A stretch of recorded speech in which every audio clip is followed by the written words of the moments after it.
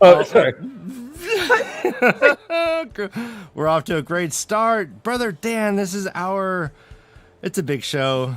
I see you dressed up for it. I did. I'm not the only one who's dressed up for it. I see you dressed up for it too. Well, I'm feeling You could either be going to bed in your underoos pajamas, or you're a millennial who doesn't give a F. I don't give an F. Brother Dan, you are my friend. That wears print t-shirts, Ryan. What up? Jesus, I've been in my feels all day thinking about what we've accomplished. 4 seasons in, 85 episodes down. 85 still? 85. Yes. I think.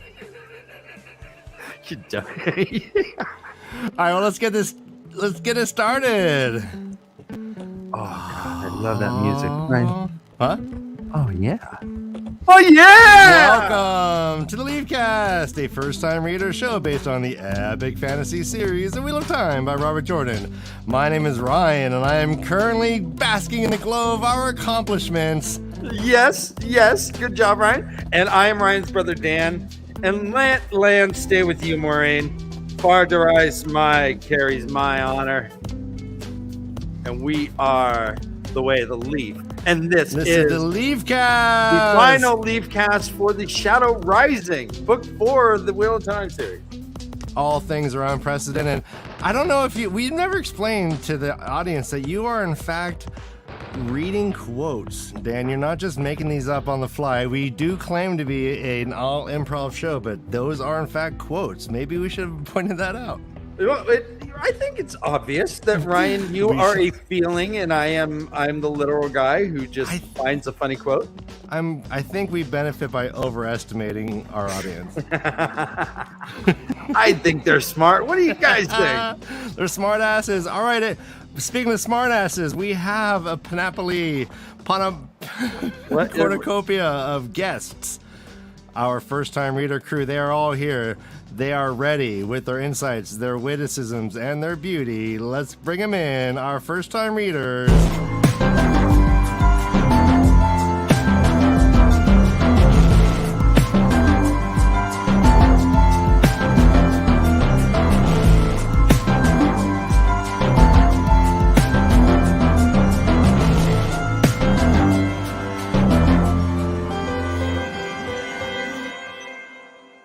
So this woman had like 15 items in the 10 or less. And I was like, And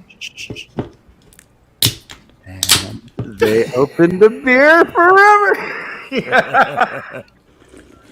Classy. Mr. Coleman, are you drinking in class? It's a celebration. Siempre, Teacher Dan.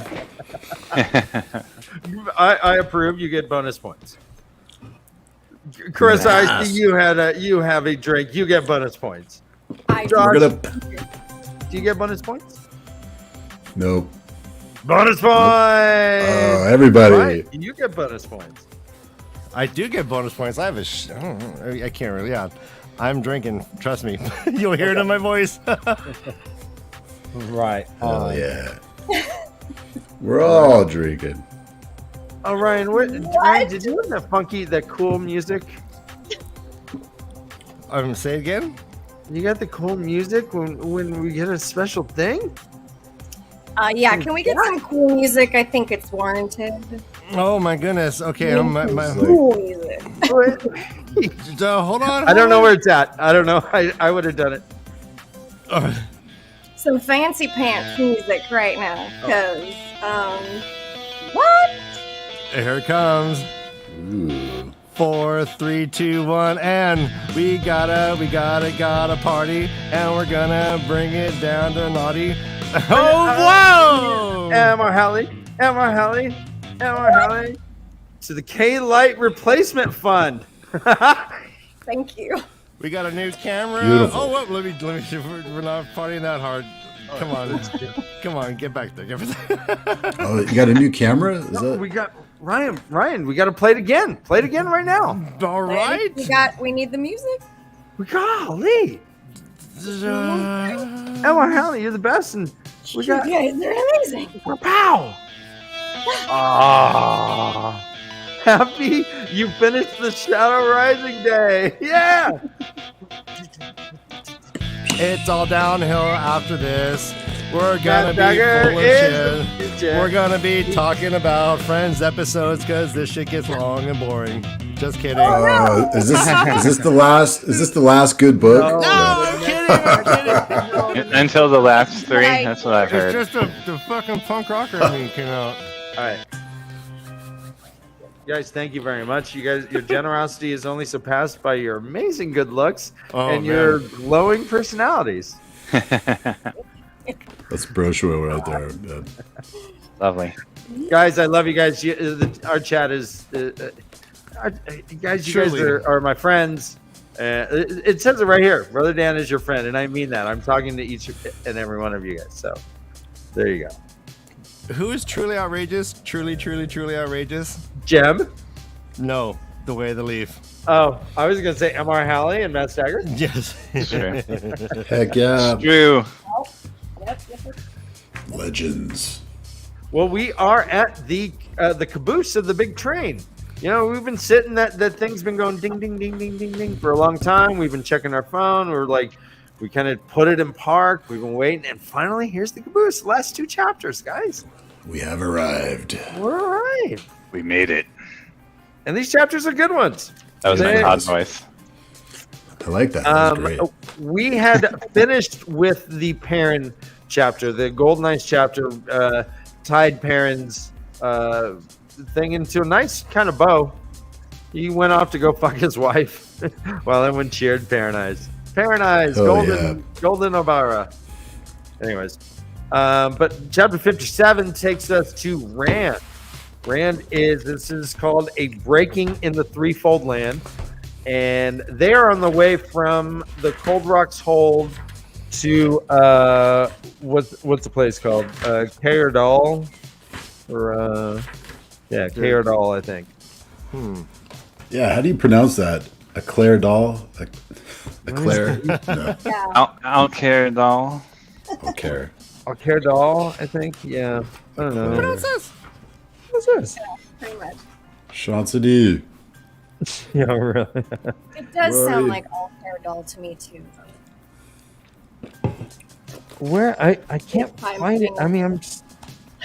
Gosh darn it! Where is it at? Anyways, well, guys, this is not. This is compelling, I'm sure.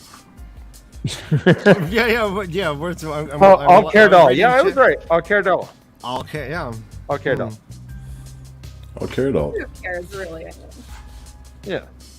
And they're in the mountains, I guess. Forest Demai is Forest Demai. No, that's not right. Forest Demai is ice. Yeah. Jesus, can we continue? That is the maiden. We can't do 10 minutes on you stumbling around words, bro. Bro. You can, Ryan. We Bro. can't. We could. The I think maidens are Rand's honor guard. And in fact, they kind of do another honor ceremony with them. Honor's kind of a big thing with this right now. It comes up a lot in this chapter. He does the ceremony again where he's drinking Usquai, Ooh, yeah. has 10 little Usquai. shots and is fucked up. He's like, woo. They carry him to bed. Don't they like strip him? Tuck him in. Don't they Strip like him and tuck him in, yeah. Yep, strip him and tuck him in. Awesome. Yeah, they were like, you have no society. That's your deal. You don't have any society, but your mother was a maiden. And if your mother was a maiden and you came back, and I guess that's kind of the big thing because, you know, remember when a maiden gives birth, they just give it to a wise one and it just kind of goes into the big population of children that someone just picks and raises. I don't know. How it I works. think they kind of have like their equivalent of like the colored balls you jump in, right? So they put all the babies in the colored ball pools, and one mother will go in and pull a baby out at a time. That's how Yeah. they pick them. Oh, I that's think fun. so. I think so. Sounds frightening. I wonder how many, like, do you pick one up and you go, and you go back? You're like, you know, The little ways out, and you're like, ooh, I totally. I don't did know. that. Maybe check it. I'm unfamiliar with the finer details, but I do believe it's just like you sift around, find a baby, pull it up. That's your baby. That's your baby. That's your baby. You can't put it back. You can't like sneeze and pretend to drop it. Oh, I know. You have to be blindfolded, right? So they're just like they're just feeling babies' heads to see if they're they've tried. They're I really feeling want a fingers. hairy They don't one. know. They're like, my baby's got webbed toes. Dang it! I always pick the one with the web toes. I always pick the webbed toes. This is great. Yeah, you must have this much G to enter the baby pit. Stand next to this G tower. Rand is also rolling with the Tardad. Tardad, baby. And they are growing. There's like 15,000 behind him by the time they get to Al-Qadar. 15,000. This is a shitload. That's huge. That's a big number. Shiro got there beforehand. And they were all hanging out, and they all run down, and they throw on their veils. The Shaido aren't even supposed to be there. They don't have a clan chief. This is clan chief only, baby. Yeah, so what is this all about? Like, how are you having, like, why are they even called a name without a chief? Like, what do you guys think about this? Aren't they waiting for the clan chief to be named? Wait, what's the question? I don't think they lose their name just because they don't have a clan chief. Yeah, okay, Correct. but they're not. They just don't have an official leader. But, like, do we know? Other than their roof mistress, who we meet. The roof mistress. Savannah, correct. So Koladin tried to go. His brother had gone. Yep. They're like, no, bro, you got to wait like 7 days or 10 days. And he's like, well, fuck that. I ain't doing that. It's like, yeah, you got so to he wait split. 3 hours after eating to swim. One thing that you kind of jump past that I do want to mention is like how Avienda responds to the maidens getting him wasted and taking his clothes off and tickling him till he can't breathe, and like Oh, yeah. her like Where were they tickling him? stoicism. I'm most ticklish in my perineum. Right. I think that's really unlikely, Ryan, and kind of disgusting. I think that's Try me. Try me. It's the funniest shit down there. It's shit. I don't know about funny. Mine's shit. Mine, you could eat off mine. Oh, polished. Polished. Spit shine. all right. Brian, we can't spend 10 minutes talking about your butthole. My We're gonna talk about perineum. it stuttering all around your It's butthole. very Oh my different. god, do we than need to the talk about what the butthole. perineum is? It goes all the way We up need to an the... anatomy lesson. Tickling, Josh. It's the drawbridge. That's your job, Oh, Kay, right. not mine. No, Yeah. I'm talking about the Your job, not mine. Yeah. butthole. As usual, we are derailed. Yes! Oh, dear. I blame your new camera. You guys and your taints. Come on. Just can't get over him. But I mean, this does reinforce my belief that she's in love with Rand, and Yeah, she's not too happy. they're about to get it on in the next book. Oh, strong prediction. Okay. Wait, Let's Next write that book. down, Ryan. Write that Next down. Dude, this rant, like that country yeah. bumpkin is gonna give it up that fast? Wait, who? Rand Rand and Avienda. and Avienda. Oh, yeah, for sure. All right, Wait, so there's- that's- Wait, Hey, wait. Wait, Dan. Wait. There's a drinking. There's a drinking Josh, obligation. who initiates? I would guess Avienda. The end of course. Okay, and is it like, do they like have some furtive kisses and then they run away and then more furtive kisses, or is it like kiss and then No. I think she like- something- Saturday night? I think something happens. They get isolated. This is just my guess. They get isolated, they She end up removes his clothes with a spear. Like, getting it cuts on. Clothes Yes, off. I was gonna say something with the spear, for sure with a spear. This has to involve a spear. Please let They us end up know. getting it on, and then Avienda rejects him afterwards because of her bond to her sisters, who are Egwene and what's her fuck, Elaine. And so she feels bad about basically doing Rand before Elaine had a chance to. And then later they resolve that, maybe? I don't know. And they become And Min sister somehow wives. gets involved because we've sister already wives. seen the predicted trio. Yeah, so the 3 of them become sister wives. We already talked about that prediction, but Yeah. No, but these are more like Do you think nuanced Grant is details you're involved in predicting. that? I love don't it. know if the I'm just girl- making shit up. I have no idea. It probably does not happen that way, but So right here, there's like a drinking obligation. Let's hit I it. think. So Avienda sat down beside the door. This is like when Rand goes to bed. Okay, Avienda sat down beside the door, spreading her dark, heavy skirts, Okay. Yep. watching him stonily until he fell asleep. I like that. There we go. Whenever Todd says it's a drinking obligation, Yeah. it is. I'm yeah, trying don't to know. see what's sexy about that. No, spreading her dark, heavy skirts. Is that an innuendo? Is oh, it? yeah. you know, Spreading her skirt. skirts. Pretty sure. Mm-hmm. While he went to sleep, when she just watches him. Wow, with is legs that wide Kinky. open. That's some kinky. That's some kinky Aiel shit right there. I have a Yeah. couple of quotes written down, but I don't know if we're there yet, so I'll wait. Josh, does Avienda tickle Rand's taint? No, Okay. they're not that comfortable with each other. Not yet. Yeah. Does Min tickle Rand's taint? I don't know. Knowing Avienda, she's probably pretty. I think Min busts out the strap-on. Oh, totally. I can see that. Yeah. Her man pants and her strap-on. She's Man pan. an angry owl. Yeah, one of the black. Oh, she uses the Buddha. oath rod. She steals the oath rod and Oh, now Yeah, you're talking. yeah, Now, and then we're having Oh no! Wow. Yeah. She's like, Can you use just a little bit of the power? He's like, no. She's like, come on, just a little come on, bit just of a the, little bit. just a little bit of the power on me. just a tip. Just a tip. Yeah. No. Come on, just Uh-huh. come on, do stuff to me. Dude, the show. Okay, we're getting dirty. Do power stuff. You're gonna get spammed so hard. Power stuff. Okay. I just said stuff.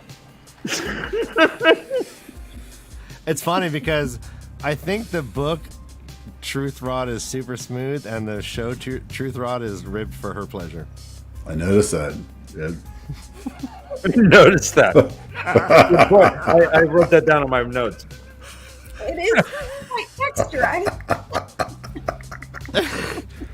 Oh shit. All right.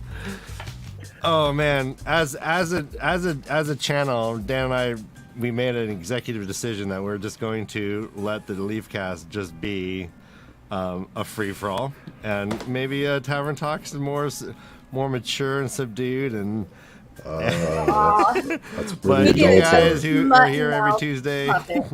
I don't remember that meeting at all.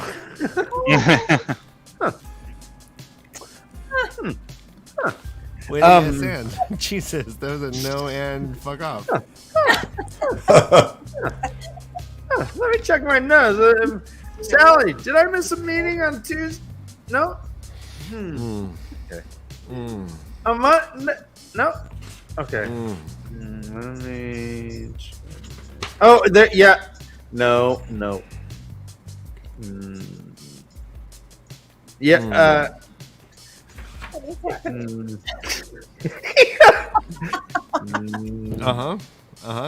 All right. It says here. Do you need your glasses? You know, this isn't even my calendar. It says haircut. I haven't gotten a haircut in a long time. Sally, can you give me my other calendar? Thank you. Wow, this is taking a long time. Okay. No. This is canon. Fascinating. This is yeah. let it Oh, go. this is fascinating. Where are you on Discord? Oh, here at Ryan, we're supposed to meet tomorrow afternoon. I think this is when you were going to bring that up. Okay. All right. I think I found it. Thanks, Sally. Yeah, espresso. That Yep. is Thanks. amazing. That's one amazing assistant you have there that knows what is going to be. Yeah, and sometimes yeah. she's over What there, the and sometimes she's over conversation there. is going to be before you have the conversation. I got her She's from good. I want her number. She's been please. fantastic. I've been really impressed. Yeah. She screens my calls? Maybe that's why we didn't meet. She's been screening my culture. All right. She washes your little smudgy face. Man, that's what yeah. So. Washes Nice. it all up. All right. So the only Maureen can't go in. She wants to. Wise women don't go in. No one. This is just the men's business. Lady, let the men handle this one. This is men's business. She's like, well, fine. Just take land then, would you, for protection? Land's like, ooh, these shadows look kind of gnarly. We're gonna fuck some shit up. Not now, but later. And Rand is a badass. He's like, nope. Let land stay with you, Maureen. The maidens carry my honor.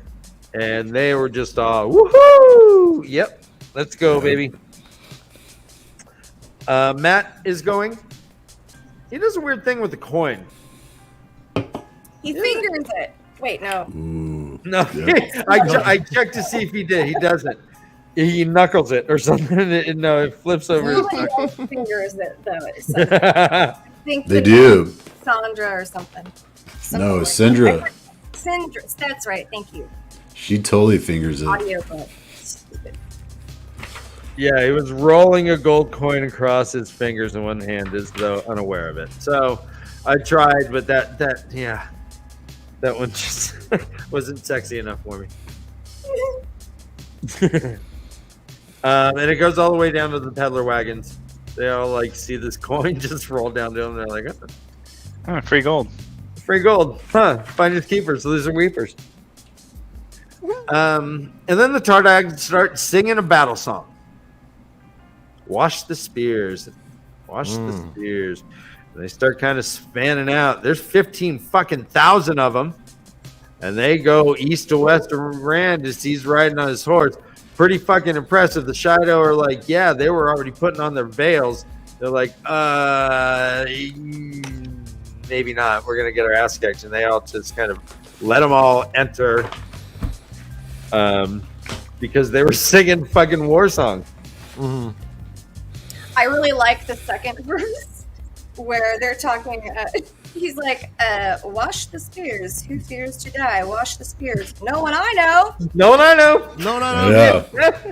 What? No one I know. Beats me. Yep. No one I know. I know. Who fears to die? No one I know. It's like, it's like, so Exclamation like, point. part of the Which sounds so guilty. thing. I know. Swear. No one I know. No, I know. I saw her. No one I know. I ain't no rat. Snitches get stitches. They part of the wash the spears. It says till water runs free, and guess what? That does happen. Meridian. Yo. That's right. Hold tight. Or not? Yeah. About to make it rain. So they enter Alcaradal. And Savannah's there pleading her case. She's like, yeah, just listen to Couladin. And they're like, hey, last I heard, he didn't go to Iridian. They're like, yeah, but. Rand walks in.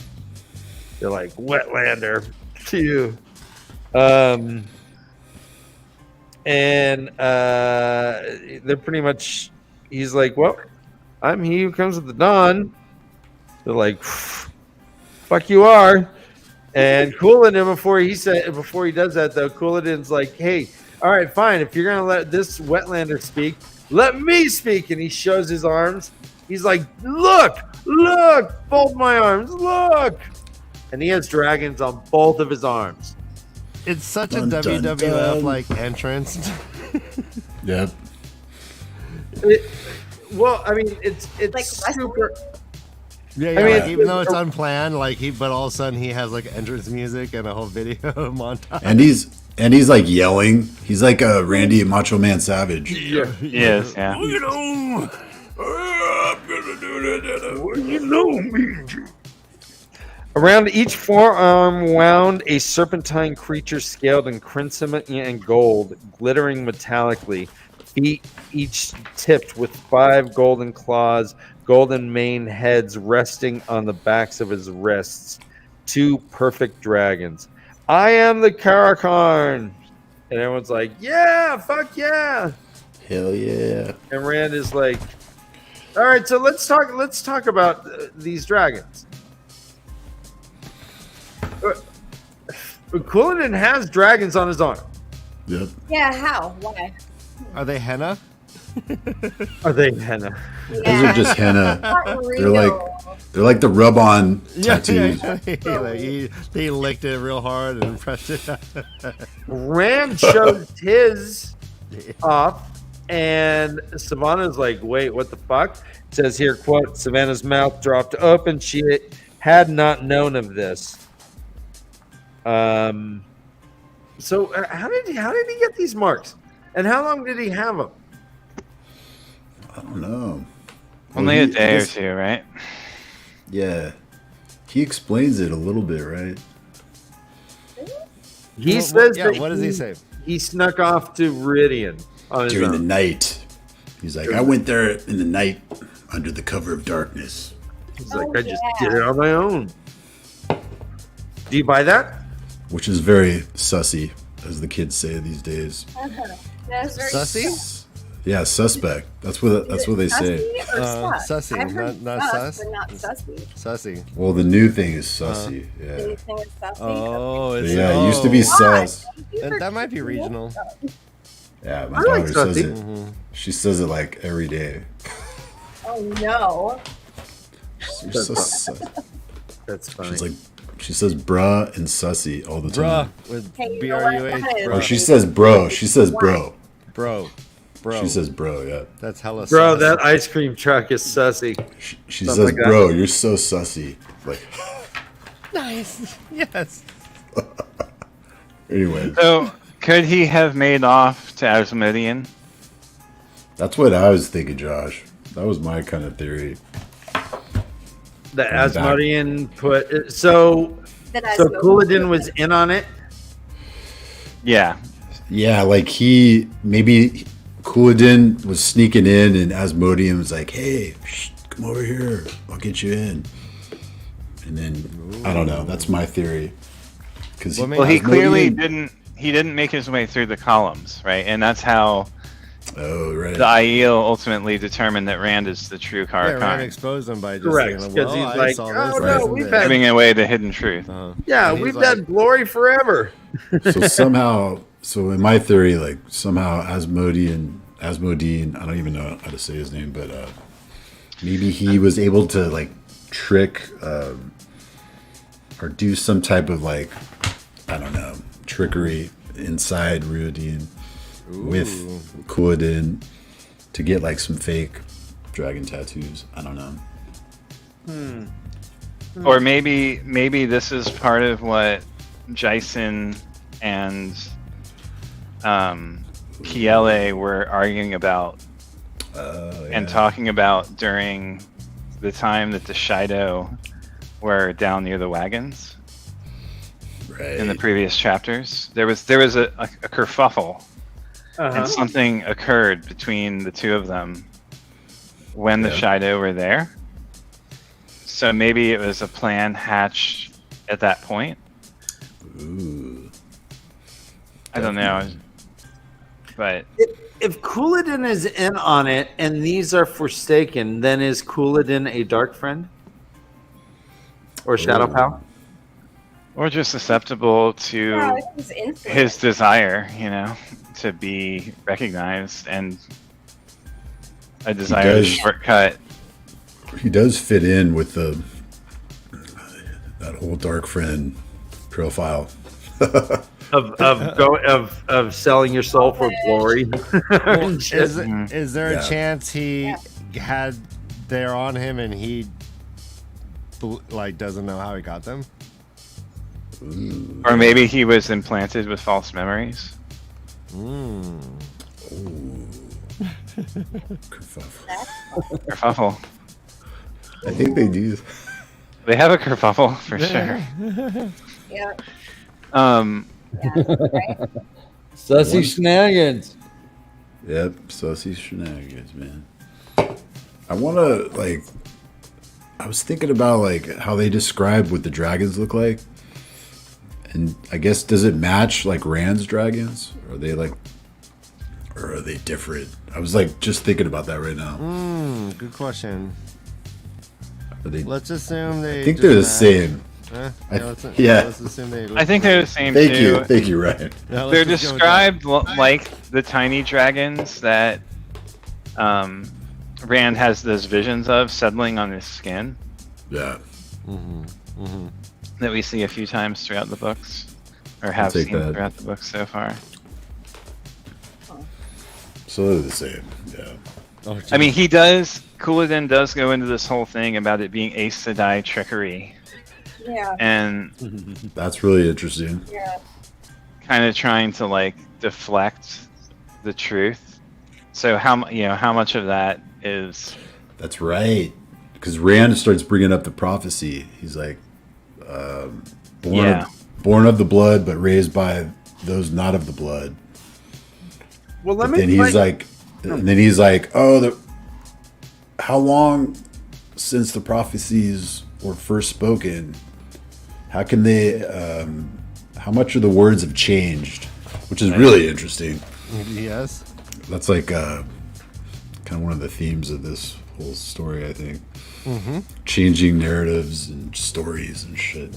Yeah. Well, and it goes It's on. fascinating. It Legend goes of on. Myth. It says this Westlander was chosen because he resembles us. He is none of our blood. He came with Aes Sedai, leading him on a leash, and the wise ones greeted them as if they were first sisters. You've all heard of the wise ones who could do things, blah, and the Dreamwalkers help. He's not wrong in this observation. Rand is kind of carted in. The wise ones are like, oh yeah, hi Moraine. Oh yeah, sure, come in. And then they're breaking all kinds of customs. Moraine got to go to Viridian. That shouldn't have happened. Yet she went. She got naked and she just sprinted across the fucking desert. When Rand was there. I mean, so what he's saying isn't conspiracy theory shit. I mean, I guess it is, but it's fucking. There's he has the receipts. I like what Rand says, like in his mind, or he just thinks it about like what he's saying. Couladin's saying, he says lies, touched with just enough flecks of truth. It's like, oh, yeah, that's the most dangerous kind of lies. best lies are born from truth? Best lies. I wouldn't know. Stop lying. Nice. You liar. Couldn't tell you. There is mention of the prophecy, and as Rand is speaking the prophecy of the blood, but not raised by the blood or something, he is having some sort of identity wrestling, it seems. It says here, quote, what does the prophecy of Viridian say? Born of the blood. My mother was Shael, a maiden of the Shumai Tardad. Who was she really? Where did she come from? My father was Jondin of the Iron Mountain Sept, the clan chief of the Tardad. My father is Tam Thor. He found me, raised me, loved me. I wish I could have known you, Janduin, but Tam is my father. My father. Yep, that's really good. Yeah. I don't know how much of it's identity, but I mean, he's just recognizing his. It's almost like a solidification more than it is a wavering. I feel like he's like, oh, this is my identity, right? It's not a who am I, but it's a who I am. I agree with you, Josh. I felt the same way. Like that he's it was more of like a validation, him like coming to terms with it and acknowledging his past and the fact that he, loves his father, even though it's not his real father. Totally. Agreed. He mentions a couple times that he needs the IL. He intends to use them. He tells Lanfear. What do you think this plan is? Why? why is he the Karakan? Because he's gonna destroy the Aiel and then try to put them back together again or something, right? Yeah, a remnant of what a is the remnant. prophecy? Something like that, yeah. Like one part of it, but I don't know if that's what you're asking. I mean, he does it right here, right? I mean, this is him destroying them. Yeah. A number of them run off and drop their spears and like flee. Oh yeah. Yeah, they're Take- like devastated, and they're the ones I think that are having an identity crisis. Honestly, Their psychology has been shattered. Yeah. Yeah, it says he will take you back and he will destroy you simultaneously. And Ruark says, what, 1 in 3 people don't come back just from the truth they learn? Only 1 of 3 come back. Yeah. So I guess the assumption is 1/3 of the IEO are going to be able to handle this, right? Right. Ooh, yeah. Right.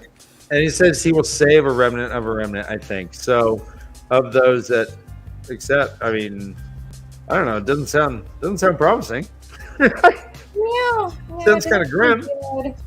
And it sounds like everyone's pretty shook up by the whole thing too, you know. So Can you imagine, like, just being told, like, your great grandfather was, I don't know, like the worst guy? Let's say he was like Genghis Khan, and he massacred people.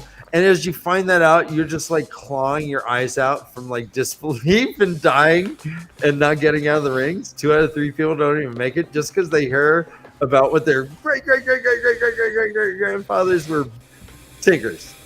yeah, it's like, No, they're just like fucking clawing their face. I'm melting. They're like the way of the leaf. What? No. What happens to those bodies? Well, isn't that the Can't nature follow of that. Toe?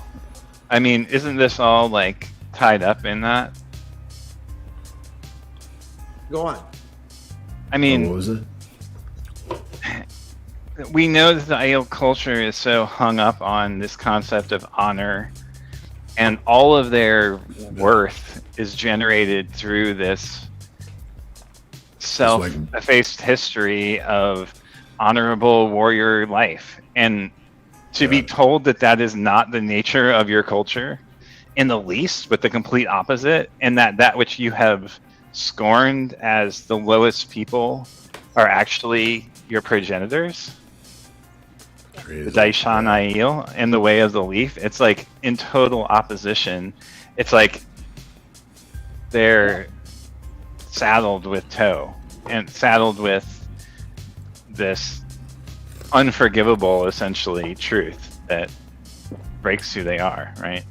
Makes them claw their literal eyes out. Because of the We're all honor, because they broke their pact, more or less. Yeah. That's awesome. What do you think, Kay? Yeah, no, I agree, and I mean, it's just they're so different that it seems like that's very much contributing to their meltdown. Totally. Well, if I heard that my great-great-grandparents were Nazis, I'd be like, well, they were assholes. And that's it. Fucking asshole. I mean, I wouldn't claw out my eyes. I'd be like, fuck. You Wish wouldn't. that You didn't wouldn't. happen. Oh, well, we can't do anything about that.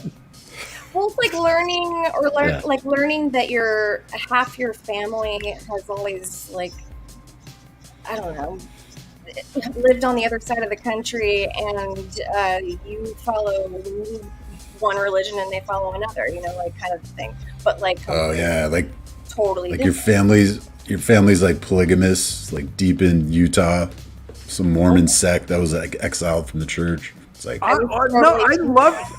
fucking love that connection, like that, Carissa. exactly. Yep. Nice one. No, Carissa, you're right on something. So let's look at it as if like the Palestinian and Jews situation in Jerusalem, and maybe I mean, God damn it, that's touchy. But something like that, where a religion and a cultural identity is being challenged on that scale.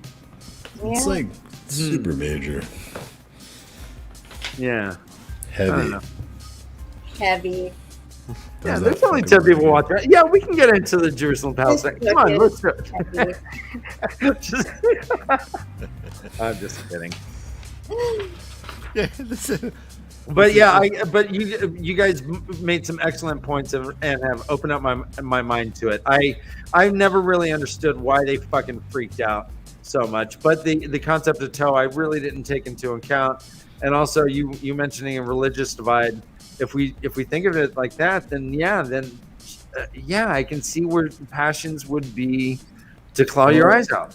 Or it would be like your favorite music artist being influenced by the artist that you hate the most. Like, it's like all my influence comes from this artist that you hate the most. Like, It's like the Anabaptists in the 1400s, Ryan.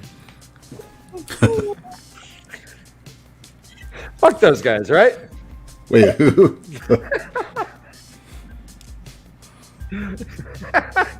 Oh my. Yeah, Anabaptists in Germany. They, yeah. God.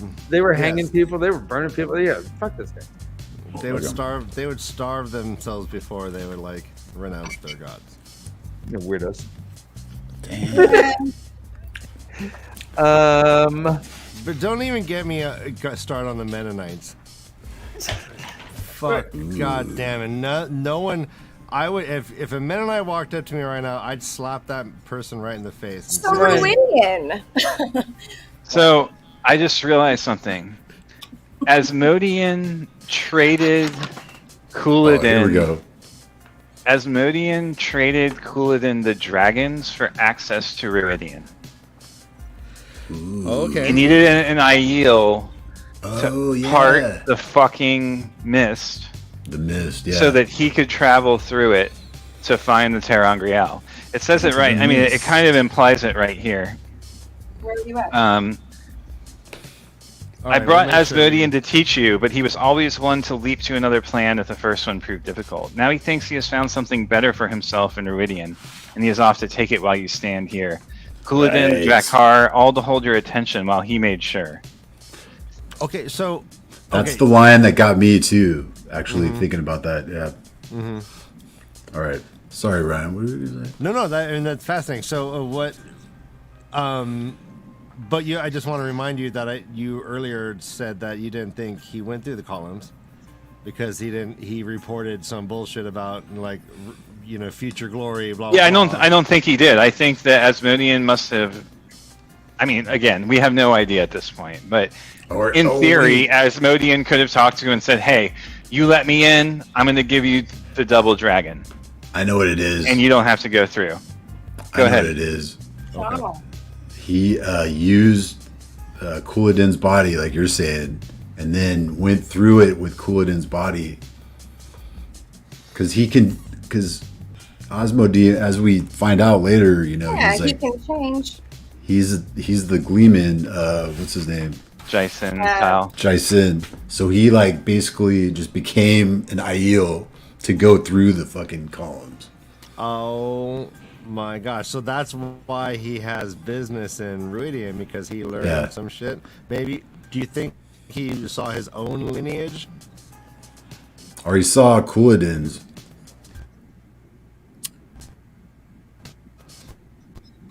And then Couladin doesn't remember. Ryan's him. glitching out. Yeah. Okay. Yeah, I think he saw Couladin's, and then basically Couladin won't remember any of that. Like we were saying, he was just. So did any Aiel expect Rand to be able to channel? Did they expect the Karakarn to be able to use the one power? That's a really Why I don't wouldn't know if they? anything suggested in the prophecies. I don't think it does either. I'm more curious what Todd and Kay thought. Does anybody know that does anybody know that he's Luz Theron reborn? Reincarnated? Do they know that he's Luz Theron? Or do Presumably not. Oh, that's a good question. Yeah, they don't know the lineage of, or who is the dragon Do reborn they before. know they're being reincarnated? So many questions. I know. These were just coming to me. Okay, so yeah, I was talking about this the other day, and okay, let's see if I can say it again. We have Lay it the down. people are being reincarnated, right? And so who, and when, and how, and mostly in that, with that, what are the Gleemen? Because it doesn't feel like they're being reincarnated. Or maybe they are, or maybe they're like Benjamin Button style.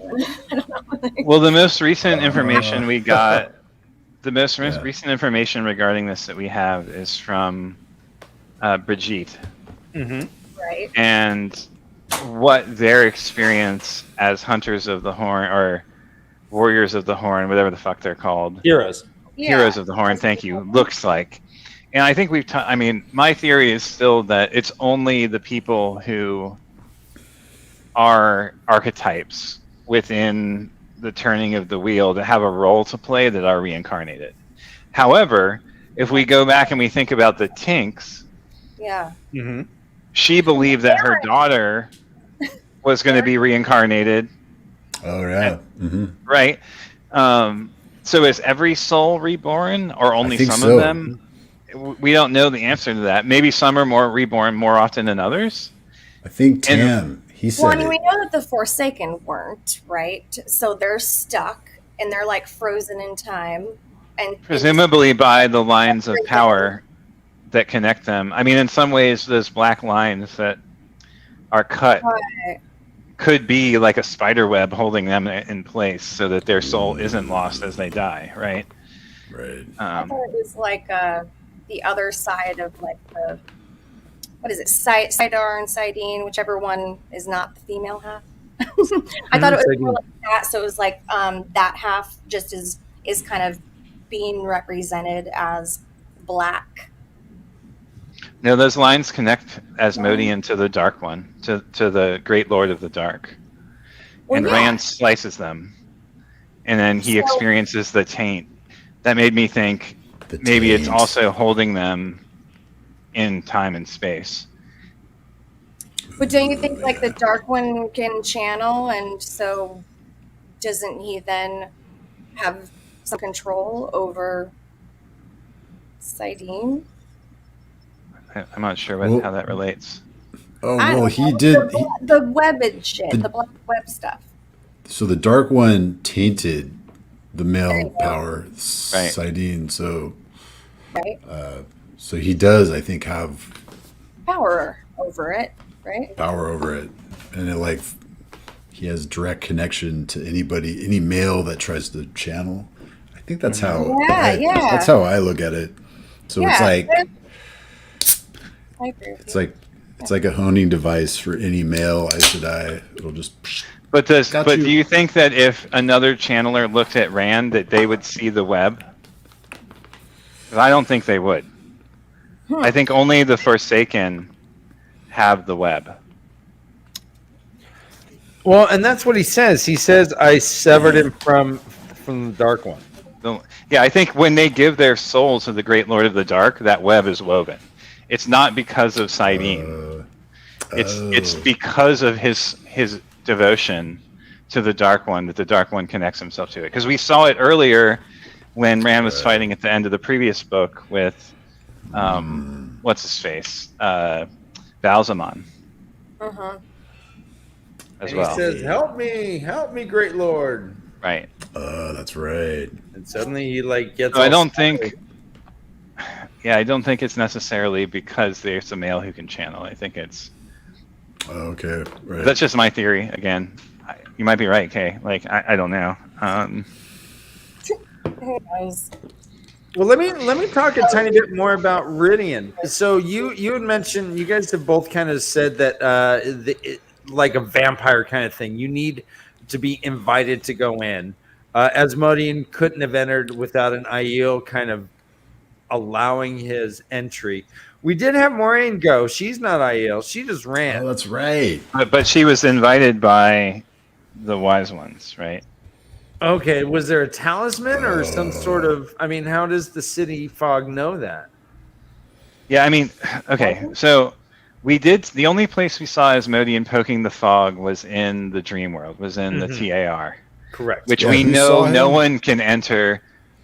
Perrin saw Asmodean poking the roiling fog around Right. Ruidian within the TAR. That's right. And we know that we were told by the wise ones that no one can enter Ruidian in the Teleranrihad. Mm-hmm. So maybe he can just enter it manual, like anyone can enter. I don't know. I think I don't he know. possessed his body and got in like that.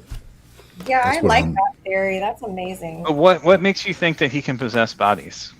Because he's It's interesting because I thought he was demon. more of like a shapeshifter and wouldn't necessarily be able to like embody the person, but would instead like just pretend like he would shift and look like I mean, them. was he even disguised as Jason, or is that just what he looks like? We don't see Yeah. any change in appearance. We don't. It's not like Oh.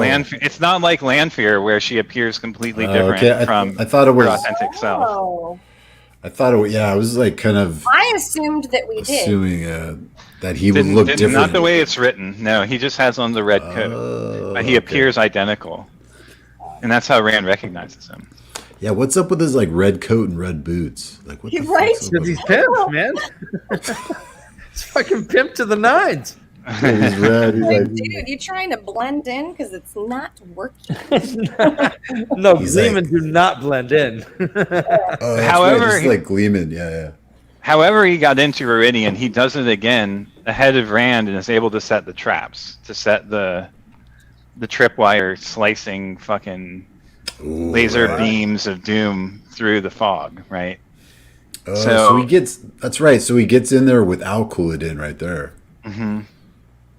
So, about, like the big.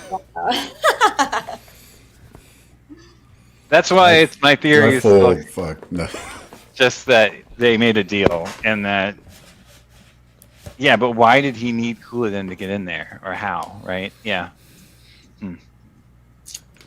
I guess Well- we don't know what allows them to enter Ruidian, but presumably not any fuck can just like wander in there. Presumably. She also Presumably. mentions that Yes. something along the lines of here it says, quote, the place was shielded in some way. You did not leave enough for me to say how. Who says that? Hmm. Lanfear? Lanfear says that to Rand.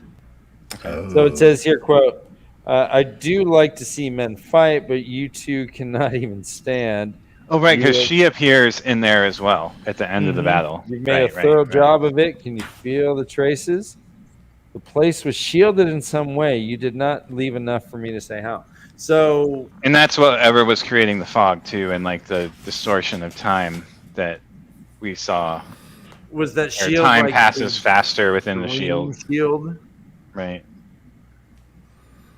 perhaps. I mean, Amazing. was that the because she's a dream walker, kind of? Was that shield that she was talking about? Maybe. Well, what happens at the end of the battle is the fog evaporates. So presumably that's connected to the shield, or that is the shield, right? Okay. Yeah. Does he? Yeah. So what is? I mean, this is jumping ahead a little bit, but what is blackness that Rand steps into? Is it? It's obviously not the Teleranrihad because they can enter Ruidian through it. Or do Yeah, they it not seems enter like- through it? They get to the boundary and then they come into the real world and then enter? I guess that's what happens. Yeah, this seems Is like it- a new kind of passage. Another layer. Hmm. Another. It did seem like that to me too, honestly, Todd, because it didn't. Because they talk about like them folding, like he folds Folding space. Hmm. right? Like so, Mhm. it's a different type, I think, of like time manipulation or something. Well, let me. That's a really good point. And let me ask you then, Kay, and the rest of you guys. Here it says, "quote A fall here might never end." End quote. We've heard a description like that before. Ooh, that's right. In regards to the ways, and we also saw it when, again, in the end of the previous book, where he was battling Balsamon. Balsamon folded space and Rand followed him in there, and that's where Rand underwent all of those tribulations, where like the air got really thick and gravity increased and fucking flames erupted and like the air turned to molten metal and whatever, right? Running upside down and stuff. Matrix weirdo stuff. So is it yet another layer below or adjacent to the fucking M.C. Escher world? And how is that connected to the Tel'aran'rhiod? I think those are all questions that we just don't know the answer to yet, but they all seem related in some way to me, at least in an abstract fashion. Well, Rand sees Asmodean on the platform and is like, platform, that's cool. And then suddenly it happened. Right. Much like things occur in Tel'aran'rhiod. Right. Do you think that need? Because at first it was the steps, and then the steps were getting further and further apart and longer the faster he went, and then he's like, "Oh, platform," and it just like goes, yeah. So do you think like that need that Tel'aran'rhiod, that the wise ones, is that a part of this experience with him? Well, he needed the door. He needed to get to Ruidian. And he folded space and time too. So does the need work in the real world? Maybe Tel'aran'rhiod is the real world and there is no separation.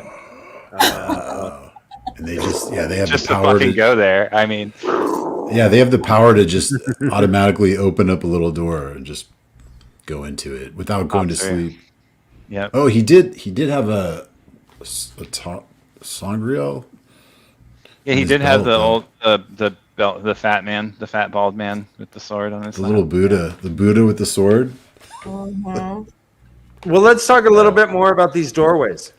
We had the folding of reality, where he and it says here there was no sensation at all, only existence within this place. And then we see that Asmodean makes kind of like a doorway that cuts off Rand's boot heel when he jumps through. And then we see a third kind, more or less, where Lanfear opens a doorway, but it's not to the darkness, it's to her castle realm or whatever that we've already seen before. Some other like inside of a room. And we saw her in that room when she was I think Egwene saw her in there when she was reading the manuscript. Remember? What? In the dream in Tel'aran'rhiod? Yeah, Egwene sees Lanfear reading a manuscript at a desk. And she's like, "What the fuck? You're not supposed to be here. You'll ruin all my plans." Yep. That was in Tyr? Oh, yeah, that was way back. Was that in the Stone of Tyr still? Yeah, I think so. In the stone. Yeah, but it wasn't the stone that she was in, but that was where she was dreaming, having the dream walk, yeah. Right. Ryan's back. I'm back. Ryan? I'm back. Backer and badder than ever. Guess who's back? Back again. Da. That's how fast I run a mile. That's really good. So, just to tie this all back, so Asmodean is really similar to the Jewish demon god Asmodeus. Yes. Oh my gosh. I thought I'd heard that name before. Yeah, he's my least favorite. I wrote that Marvel down. character. It's an ancient Greek prince of demons. Greek. You said Jewish. I'm pretty sure it's Jewish, but no. Yeah. I thought it was an angel, like a fallen angel. Of it. There are a couple different interpretations. It's of it. from the book of Tobias. The demons, Tobias, okay. which I So thought. the original entry, yeah, is from the book of Tobias. And this is like, what manuscript? Is this Sure like that you're Old Testament? A or- Jewish manuscript. Yeah, it's not a part of the Torah. Bible. More Tobias's earlier works. He did 50 Shades of Stone. Cana. Of Canaan. 50 Shades of Canaan. Yeah. He did, He did 50 Shades of Mennonite. Shades of Mennonite. Cain. Shades of Cain. Mary does Magdalena. I don't know. I would totally just watch that just for a little bit. Just to watch it. Just just to see how many sins you can gather in 1 hour. I would totally watch that just for a little bit. A little bit.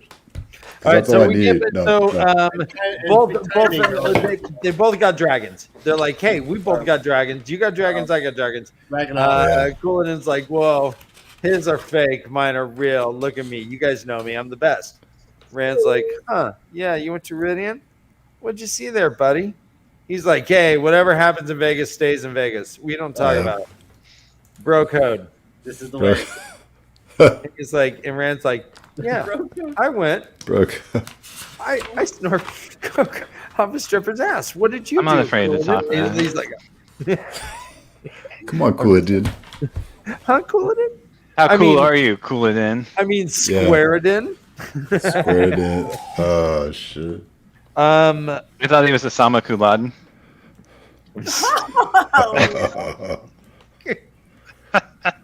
Nice. That's a good one. Very good. Very good. Very good. Couladin's like, I see, quote, Oh, I yeah. saw our glory, the glory I will bring back to us. And Rand's like, huh, that's funny. Quote, I saw the IEO when they were called the Daishan IEO and followed the way of the leaf. Boom. No! Everyone fucking freaks out. It's not true. Couladin's like, you're a liar. He says, quote, he proves himself a fraud from his own mouth. We have always been warriors, always, to the beginning of time. And all like the chiefs are like, They're like, fuck. all right, we know who the fraud is. And they all declare Rand to be he who comes with the dawn. Rand came with the dawn 7 times here. I think do we have to drink every time that's mentioned?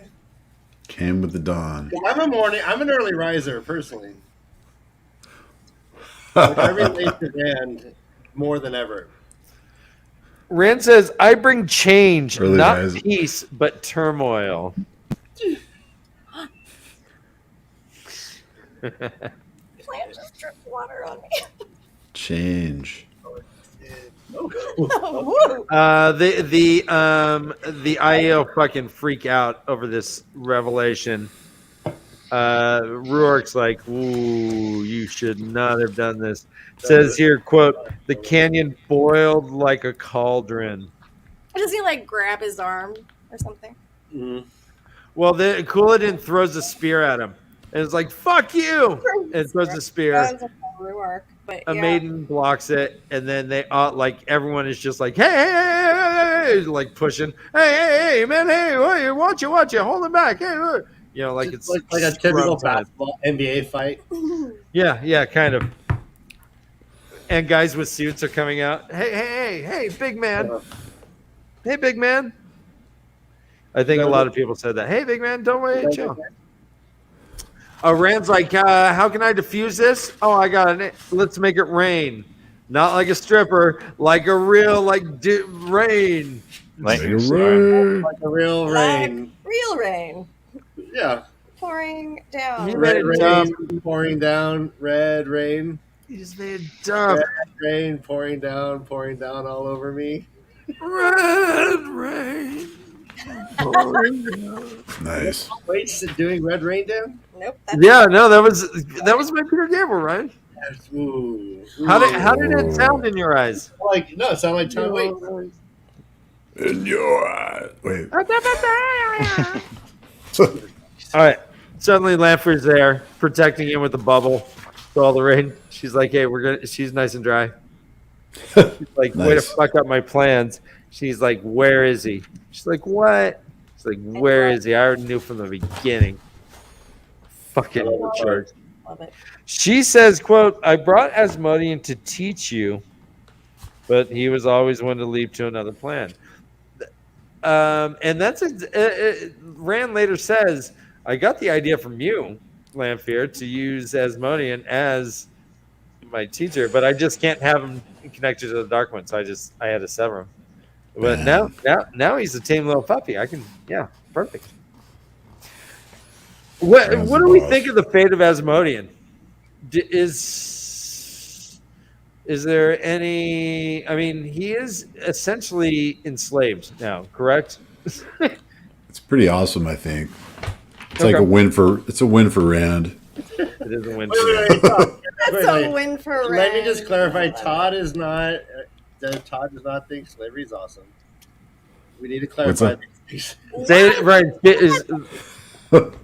It's harder to hear you, Ryan. Yeah. Todd does not think that slavery is awesome. We need to clarify this once and for all. Oh, yes. Yeah. Slavery And sucks. Dan's like, yeah, Asmodean's enslaved, and you're like, yeah, it's totally awesome. Yeah, I think it's super awesome. I think. So It's a win yeah. for Rand. Yeah, but I agree Good job. because it is. Yeah, it is I'm win totally for Rand, against so. slavery of all fucking forms, except maybe a few forms. But I think Rand. I think if it's got pink fluffy cuffs, then I'm all for it. that's okay in my book. But yeah. But in the context of Rand, his situation, I think it's a win for Rand because now he has a Forsaken that is basically his bitch. But this was also Lanfear's plan. I don't know. Why are we trusting Lanfear now? Yeah, this was Lanfear's design. She was like, "Yeah, I Oh, that's true. Yeah. wanted Well, it." this is the idea that she gave Rand, and he was like, "I'm going to use even Lanfear." This is what he thought to himself in the Stone of Terror. This was the secret that he kept from everyone. Yeah. For this whole book. when he was Yeah. giggling to himself. and shit. Yeah. It's like, No one's going to expect what I'm about to do. but not Okay, Right. I dig it. Let's There's talk. a lot of fingering going on in Discord right now. I just got drink. Yeah, everyone in All right, Discord, You really Y'all should join deserve it. Discord if you want to see some. we're sitting in with Top the drunk notch. puppet check. What's that, bro? Bro. We're sitting in with the drunk puppet check. Man, she was on with the wheel reads, and then I saw her. I was like, "Ooh, she better be on with us." Ooh. I called out. Uh-oh. Yeah, maybe she'll come. All right, Drink. You. all right. I will. Okay, so Asmodean and so this. Hold on, real fast. This chapter, the last chapter of the book, is called "The Traps of Viridian." Here we go. Is this? Go. I'm sorry. Go on, Chris. What? No, I just said yeah. It is. Yeah. So Yeah. what? There were traps. There was that one deadly trap. Fear. Was this what this was referring to? Was just those, like that trap that he almost stumbled into? What? Do you have a thought on that? I think it's Rand's trap. I mean, he says it right here. He says,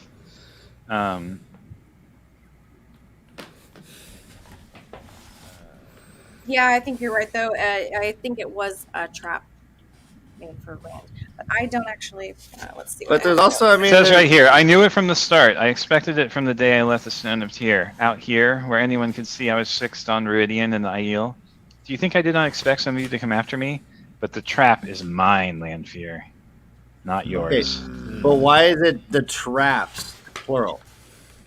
Could there be Because something it's else his like- trap for Asmodean, and it's also the traps that Asmodean set for him.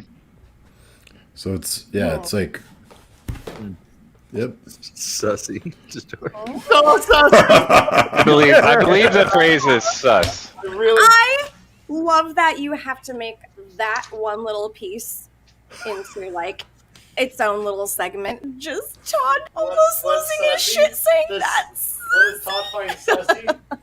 Dude, I've been laughing at my title all day, all this time. It's really great.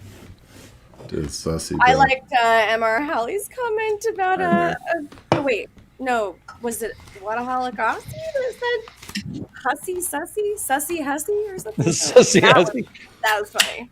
Sussy hussy, dude. So Asmodean and Rand battle over this one particular terangrial. It's about a foot tall. It's a dude holding a. Okay, so all right, we got to talk about this for a second. We've seen the giant one being unburied, but we also saw this in the fucking the museum of the Penarch? The Penarch's museum. So how can both of them be in Ruidian and a third in the Penarch's palace? There's multiple. There's got to be multiple. But this is the pair of the thing. This is the shit that Lanfear has been looking for. The super terangrial that would allow them to overcome the Great Lord of the Dark. Carlos, you mentioned like that if they each had the Sangreal, that they'd be able to like rule together, right? Overcome even the Great Lord of the Dark. Yeah, totally. Yep.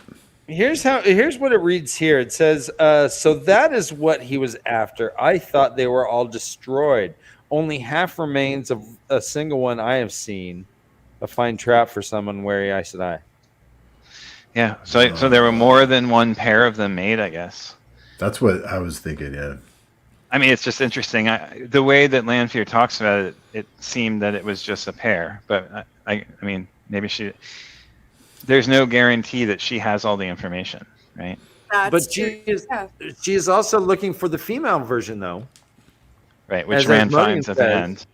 Yeah. And he's like, hey, she'll rip your heart out if she knows you got that. Right. Which is an interesting... she'll rip your heart out. It says a quote. I mean, yeah, you'd imagine that's like a metaphor, but no. I think it's real. I think it's real. I think that is a Raiders of the Lost Ark style, just rip the heart out. Yes, thank you. That is exactly what I'm thinking. No, it's Temple of Doom, bro. Temple of Doom, that bro. was Temple of Doom. But it is also a role reversal because Luz Theron broke her heart. Ooh. Aww. Right. Yeah, but such a sad story. He'll skin you alive. He'll rip your yeah. Right? He did mention mention the heart. What do you think, Josh? You The lonely Broken Hearts Club right here, man. Is it a total eclipse of the heart? Oh no. I love that fucking song. It's great. It's a lunar eclipse. A lunar eclipse of the heart with Lanfear. Oh, yeah. Ooh, nice, Josh. Holding out for a hero today. Oh, that's you can see what kind of day she's had. Hey, Josh. Footloose. Yep. Question: Footloose. Are there more or less lunar eclipses than solar eclipses? More lunar eclipses, right? Yeah, those are more likely. They're more. They happen more often than solar eclipses. The question was for you, Josh. We don't answer that. Don't ask it. Okay. Yeah, good answer. That was amazing. Yeah, you're amazing. You're a wealth of knowledge. So is Todd. I know, they were both right. You're amazing. Way to just. Sorry, I was just trying to. Jesus, way to Tanya Harding Josh's answer. Yes. Tanya Harding Josh. Just fucking. Hey, that's what I do. Oh, were we talking to you? Smash. Was I talking to you, Josh? Todd, good job. Thank you so much. Thanks, Kay. Josh, what you got? Thanks, Kay. Danjamin's in the fucking chat. Good to see you, Danjamin. It's been a while. All right, so they are battling. They're each holding this statue. They're just all grimacing. You did miss a drinking obligation. Talk to me. Oh yeah. Talk to me. The dark-haired man stood at his ease, one hand on a hip, pensively fingering his chin. Oh, yeah, you're right. I did miss that Oh my one. god, Whew, wow. I gotta change my drawers Josh, after that one. read that again Asmodee. Yeah, can you read that slower and with an accent, please? with a little raspiness. We need like a Little smooth raspy groove, French. a little Nope. smooth groove behind it. Come on, Josh, give me your best sultry. Rand gapes in the next paragraph too. So He gapes. yeah.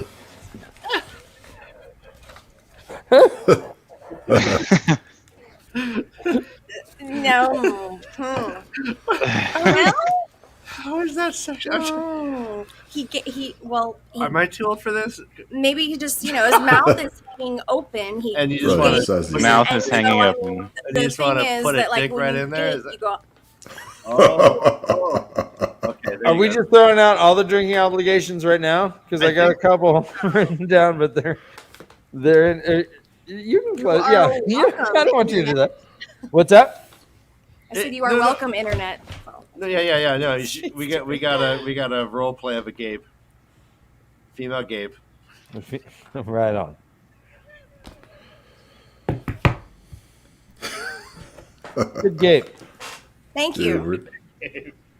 we go there. The show goes there. All you gotta do is just like take a screenshot and just Right. Yeah. That's What, a hell of a bro? game. that. Yeah, I know. Right? I live And with- then I live he with put that his game. head in my mouth just then. Did you see that? Yeah, I fully saw in. it. His whole head went Wall. like that. So, anyway. That's right. Womp. Yeah. That was That's amazing. right. The way of the leaf, man. We go Into there. the gate. So, We Guys, 4 books We go- down. Shit, go into the gape. 4 books down. Furthest down. 4 books down. I like this. We still got half so, a chapter. quote, hammers of power large enough to level mountains struck at Rand, and blades that could have pierced the earth's heart. Unseen pincers tried to tear his mind from his body, ripped at his very soul. Phew! What a battle. Hey, let's Wow. say goodnight to Oliver's ear. By Oliver's ears. Good night, Oliver's ear. Thanks You for hanging feel out, free to bud. just keep the stream rolling and put it on mute. In fact, open 5 tabs and open them all and put them on mute. you're going to want to watch the rest of it later because I make weird faces probably like, Yeah. the one I just did. So, Who knows what's going to happen? Nice. Stay tuned. never know. Dude, yeah. You never You know take the your way of the leaf. Shit. So when Rand snips Asmodean, he looks around and the place is torn apart. It says here, quote, the plaza looked as if everything had been picked up and flung about by a mad giant. I like that. Yep. Well, this You know was what? this You know was what, the this power difference. Go ahead, We've Rand. talked about this. This is not the first reference to giants that we've had in this series. This is maybe even the second or third reference to giants. What do we think about this? Maybe Is the green man and it's like Jolly Green Giant. I'm just kidding. Okay. Yeah, he's a tall. The green man's Yeah, a tall and guy. Tall Right? person thing. Go ahead. No, Yeah, but I mean, just- the Green Man is Giant. gigantic, but he's not a giant. Like, I mean, this is like a mad giant. You picture it, but what are they picturing when they say mad giant? Interesting. It's not interesting. I don't think it matters. Oh, Yeah, I mean, the last time we talked about It's it, just just- Okay, pretty much well, like I'm just gonna, they I'm got gonna giants just challenge like you we have then, giants. Josh. May I? I would like to then. Here you go. How does he? I don't know who physically experience the massive objects that we've seen in this. I don't know. The giant or the Rand? I don't know what that is about. Oh no! Whoops, sorry. Okay. All right. Well, no. Thanks for not agreeing. I appreciate your passion, Josh. I'll remember that we all have carte blanche. Just say fuck that comment. Hey, Ryan, your thing went up in flames just like Avendasora. How's that for a segue? I still think like a flaming phoenix. That was a good segue. Yep. Avendasora. But Ryan, when Rand broke the mountain when he was fretting when Perrin went to seek him? Is that what you're talking about? Hold on. What? No. Oh.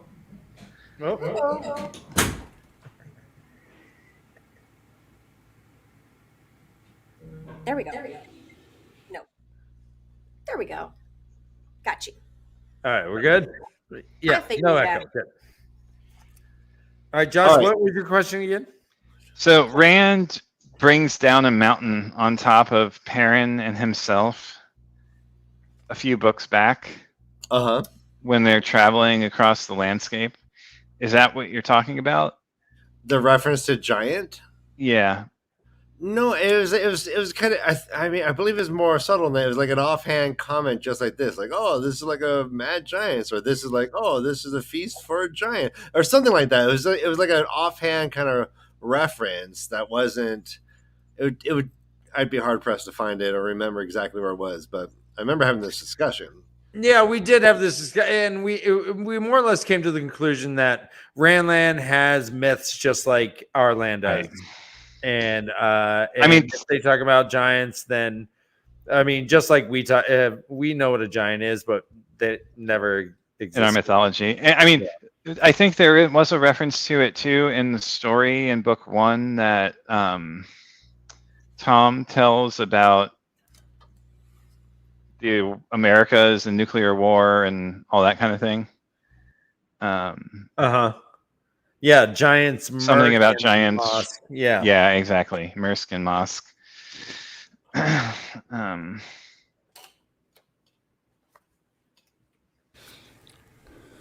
Sussy Todd's back. I'm back. Sorry. We're all sus to one degree or another. Welcome back to Dory. I think that's worth it for Rink.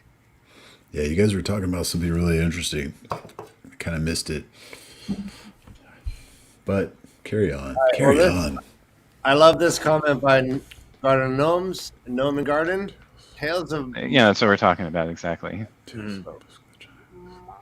Okay. All right. Oh, okay. Cool. Speaking of stories, tales and stories. So, I don't know. Never mind. You know what? Never mind. Yeah. Yeah. I see the point you made. Yeah, okay. thank you. Yes. Move on. Okay.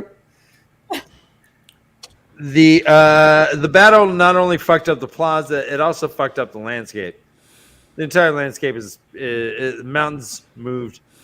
Basically, a miniature breaking of the world happened. That's what I was thinking. Miniature break? Yeah. You know what? You're probably right. And I mean, we have like a 3-mile lake now. Suddenly, Viridian's now a lake, and we already learned that there was a body of water beneath Viridian, right? Because he channeled it up when he and Matt entered into the fountain, and then he mentions it again when he brings the rain. there's moisture before he channels. I think he was like, "There's got to be moisture in the air." There's a little bit, and he was just. He says something about the water underneath the valley too. Does he? Yeah, there's something about it that it's like vast. He mentions something. Water here, where water is so scarce, the IAL always talked of water. Even in this dry and air, there was some water. He channeled, not really knowing what he did. Reached out blindly. So right here, it just mentions. Yeah, just. When bringing many traces of water. There are like so many things that are happening with Rand that Rand is doing that he's like, did I just like make that happen? Or did that happen? Did I think that? Like, in the very beginning of this chapter, right? He says, did I make these with the power? He's talking about the steps as he's like walking. Right? And he's like, did I make this with the power, or do they exist some other way? So I had no idea, and I was really confused. Yeah. I don't know if anybody understood this or like you guys are connecting a lot of dots here. So I've always thought that like Luz Theron is coming through now. He's kind of like he's piecing himself together like inside Rand. Okay. Kind of like Rand's like a just puzzle he's pieces like falling into place. He's like doing all these things without even thinking about it. So like that's how I was taking it. I don't know. Like Luz. That's how Landfair is interpreting it too, right? Yeah, because she's like, you remember a little bit, don't you? She does. She says there's a quote. She's like, "How much do you remember, Luz Theron? There you go. How much is you? How much is the shepherd?" Oh, that was a great line. Oh, here's where he mentions it. It's actually when it talks about the lake. You're right, Brother Dan. It says, already the lower end of the valley was filling a lake. The valley floor tilted sharply to the south now. Water spilled out of the great rent across the city, the gash that went all the way down to where that deep hidden ocean of water lay.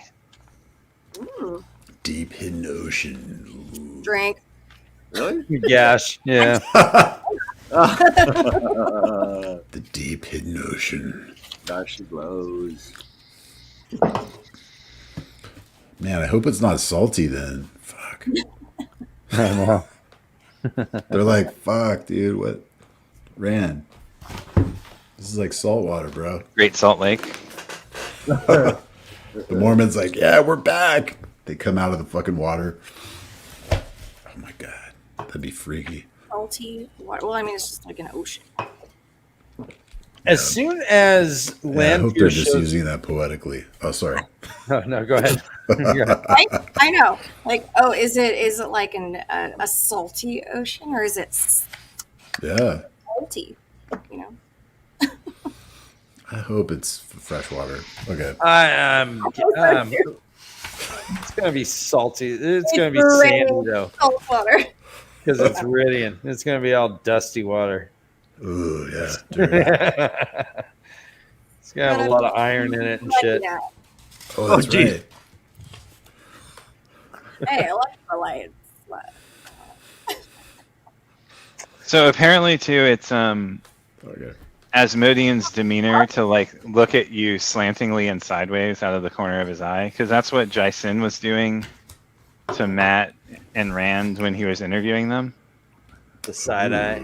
Yeah, giving him the side eye. Jason. Jason the top. He fucks up by calling her Mirren. Mm-hmm. She's like, Yeah, I "My love name that. is I had to go back a And she, few like, is times. gonna kill Brian, you're ruining the magic. Never in the That magic." was a good part. That's a reveal. I love that Yeah. part. That was crazy. And I was like, wait, did he say? Because I was listening to it at first, and I was like, ooh, is that like Marin, like like Alvir? And I was like, oh fuck, no, that can't be. And I had to like go and read it. And we learned too that she was the only Forsaken who chose her own name. I forget what book we learned that in, but it said that somewhere. Right. That all of the other Forsaken were given their name by the Great Lord of the Dark, but she was allowed to choose her own name. And hi, Ryan. And Lanfear means betrayer of hope, I believe. Something like that. Yeah. This is well, let's say this is a drinking obligation because she says, "My name is Lanfear." She lifts.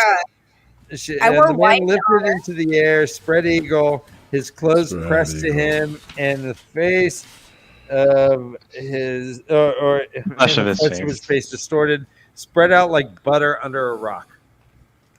Ooh, I like that phrase, and so we're gonna do that.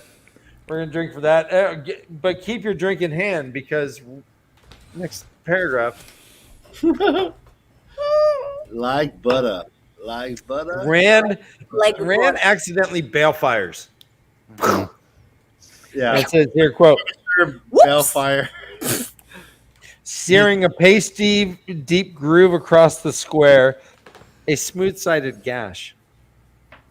Oh gosh, Yeah. Smooth-sided gash. Brazilian, baby. Brazilian. Shit. And one more. reference that's called a Brazilian wax, which creates a very smooth. Cited Surface. yes. Oh. So, Yep. And then right after it says the fiery shaft. If you want to smooth oh that, yes. smooth that. Fiery shaft. So I mean that's 3 in a row. Yep. That's. I'm gonna have to I burp was it. gonna go light tonight. Yeah, Robert Jordan, he was having fun right there. So how much? How? He was So- having fun, wasn't he? He's like, I'm almost to the end of this book. He's like, oh, I gotta get pervy right here. So Rand and Lanfear intentionally are kind of on a team together. And so is Rand getting pulled into her center of gravity, her gravity well here? Ooh, Or- I like that. Is he using her? Is she using him? It says this. I don't want to hurt anyone. I need them yet. I can use them. It was painful saying that, painful with the amount of truth in it. But keeping things out of Egwene and Moiraine, away from Aviendha and anyone else close to him, that was worth a little pain. She gave him the idea. She says, we've worked so hard, implying that getting Asmodean, and it's true, Rand has basically tricked her into allowing Asmodean to train him. Yep. But taking it on his terms, not as a Forsaken, but as a disconnected man who could channel. Right. Can I go back to something you had asked before? Whether you thought that the IEO expected the Carcon to be able to channel. Mm-hmm.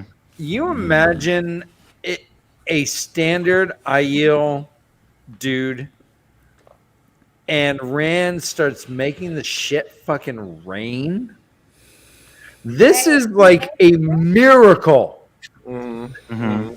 This is an act of God. It really Right. is.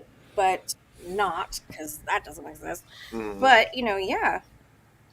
But they're all afraid of the water, right? I mean, those who haven't traveled to the wetlands. They're afraid of Yeah. running water, not of I'd rain. be afraid of the water.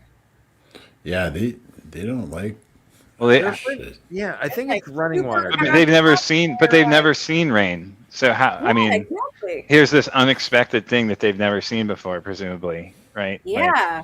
That's why I'm saying, if I were them, I would be terrified. or just like It'd be super weird Yeah. and It's like seeing your abstract, parents and have you're sex not for the first sure. time. I don't think it's like that. I think it's just more like, it's the unknown. Like, what the fuck is this? Or unless you, I don't know, unless you know. Is it the same as seeing an ocean for the first time, even though you know the concept of an ocean, you've never seen it, so it's like breathtaking? Or is it like you just don't Both. know what rain is at all? You can't conceptualize of it because there are no like books or visuals or, people spitting on you because they're all dehydrated. Type of like experience. It's like you could ever compare it Eskimos to. have like 30 words for snow, but they have no words for rain. They're like, Nobody's spitting on anyone. God's piss. it's I mean, sky so waterfall. I tend to think of the threefold lands as kind of like Death Valley, Yeah. or like Phoenix, or desert, but there's still going to be a little rain every once in a while, right? I mean, I always go back to they've never seen Dune, the book I Dune. don't think it the implies movie Dune. seasonal rain. Yeah. No. Yeah, Todd, I'm with you. Like Arrakis, in the movie and book Dune. Yeah, Arrakis. And is Arrakis like has this- a ocean underneath its sands as well. Yes. I was always thinking about it when I was reading this. I was like, Robert Jordan is a huge Frank Herbert fan. Yeah. It's like a shout out. It doesn't rain kind of- much in Iranus or Iraqis. Yeah. Yeah. and not in Pakistanis? Uranus. Arrakistan. Understand it, yeah. Not in Uranus. Uranistan. Yeah. Uranus stands still. yeah, like this show. We should. Oh yeah, are we gonna take a beer break? I have to get my beers are broken. Oh no! Yeah.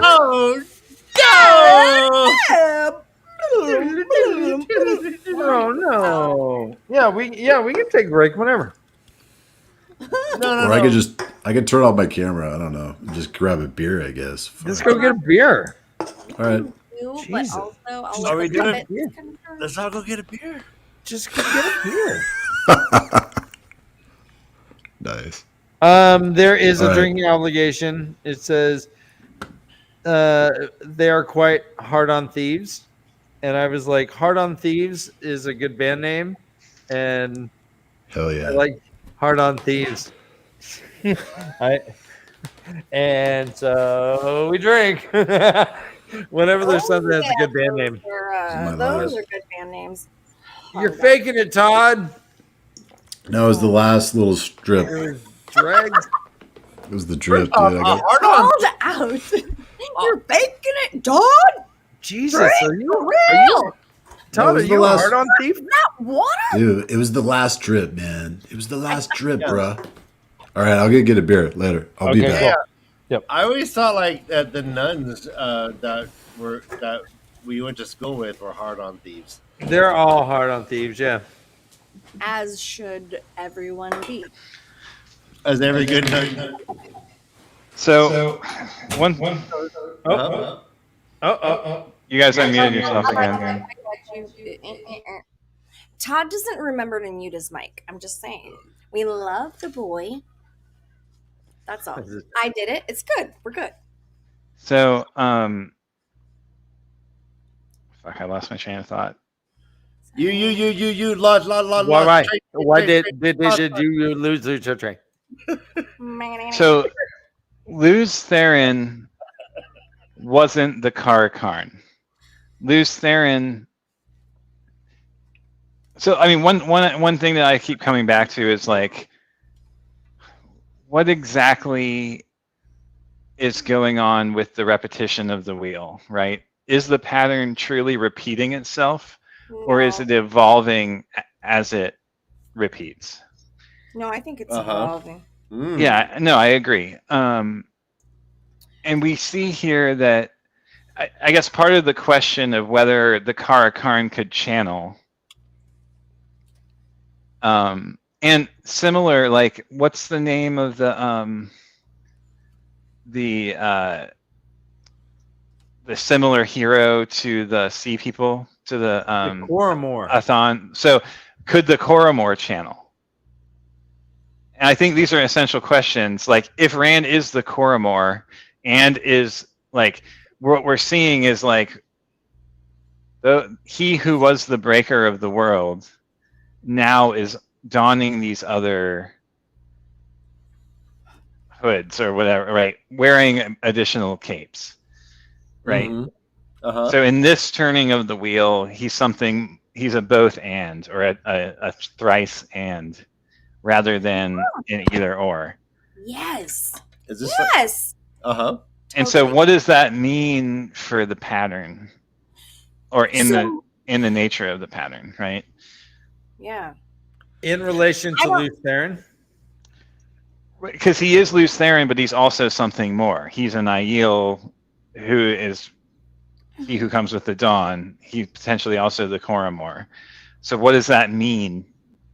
I mean, it means something because it's different than in the past. It's not just a reiteration of the same Well, yeah, story. that's a great. No, and that's Go on. No, okay, go on. Yeah. sorry. Yeah, I totally agree with you, and I think that there's just like a lot of evolution that always comes with time, experience, going through variations of like different environments, and then having to like learn from that and adapt and adapt and adapt and adapt. So this is like kind of weird because it's kind of like the opposite than what we know like as evolution, right? So we would expect like the Age of Legends to be the evolved period, Right. Yeah. But like this is actually in the future. We're in the, or the past, but we're devolved. but we're devolved in a lot of ways. However, Total the devolved. characters are being reincarnated, and I think through that, to Josh's point, they are evolving in ways that we didn't see Luz Theron. We didn't see Luz Theron have certain aspects that Rand has, like this complicated thinking, right? Like, so you mentioned there's and I agree with you. There's like a breaking of the world type situation, right, with the earthquake and everything and the water and all this. So that feels very familiar. However, there's a difference with the way that Rand thinks about this and what he's planned up to this point too. I know what it is. Okay, and it's just like there's a lot of, I think there's a lot of like that. evolution through the person and the character, but not necessarily everything else is backslid. I think that's a good point. I think Rand is adding something. Yeah. He's like adding like an experience, which is something that he learned from Tamathor. Yeah. About the void, right? Because Rand's always thinking about the void, and it actually aids him in using the power. So, and Sidene wasn't tainted at the point. No, I like that. That's awesome.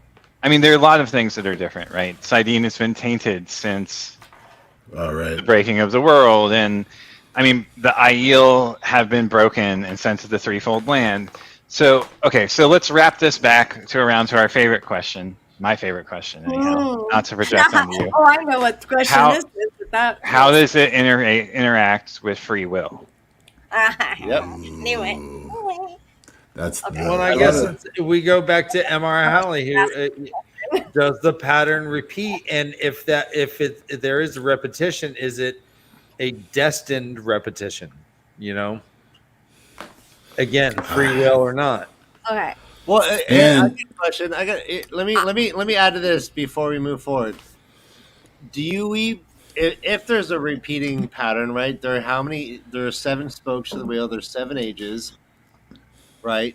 Do you think, like, if we were to be able to follow the storyline to this, I'm here still. I'm listening. if we were to follow the storyline to the second, like, turning of the wheel, and we're back to this age, is Rand gonna have the voices of his past, or does every age's Rand get information from the past, or is this something specifically unique to Rand?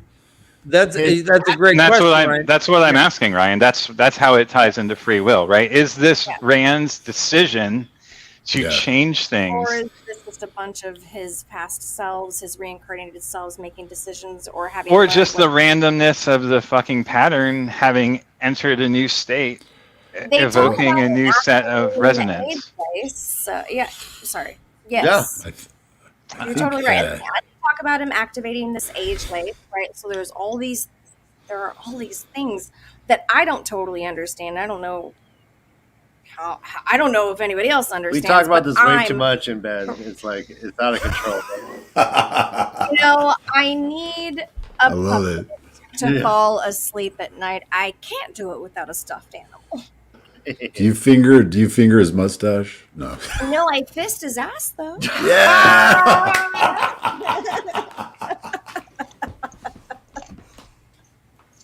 Hell yeah. He had to walk away, but he's really just jumping. Dude, we just broke the wheel. Legs. We just broke the wheel. We just broke the wheel right there. We broke the wheel. When you turn the wheel on its side and you sit on the spoke, that's how you make a puppet, right?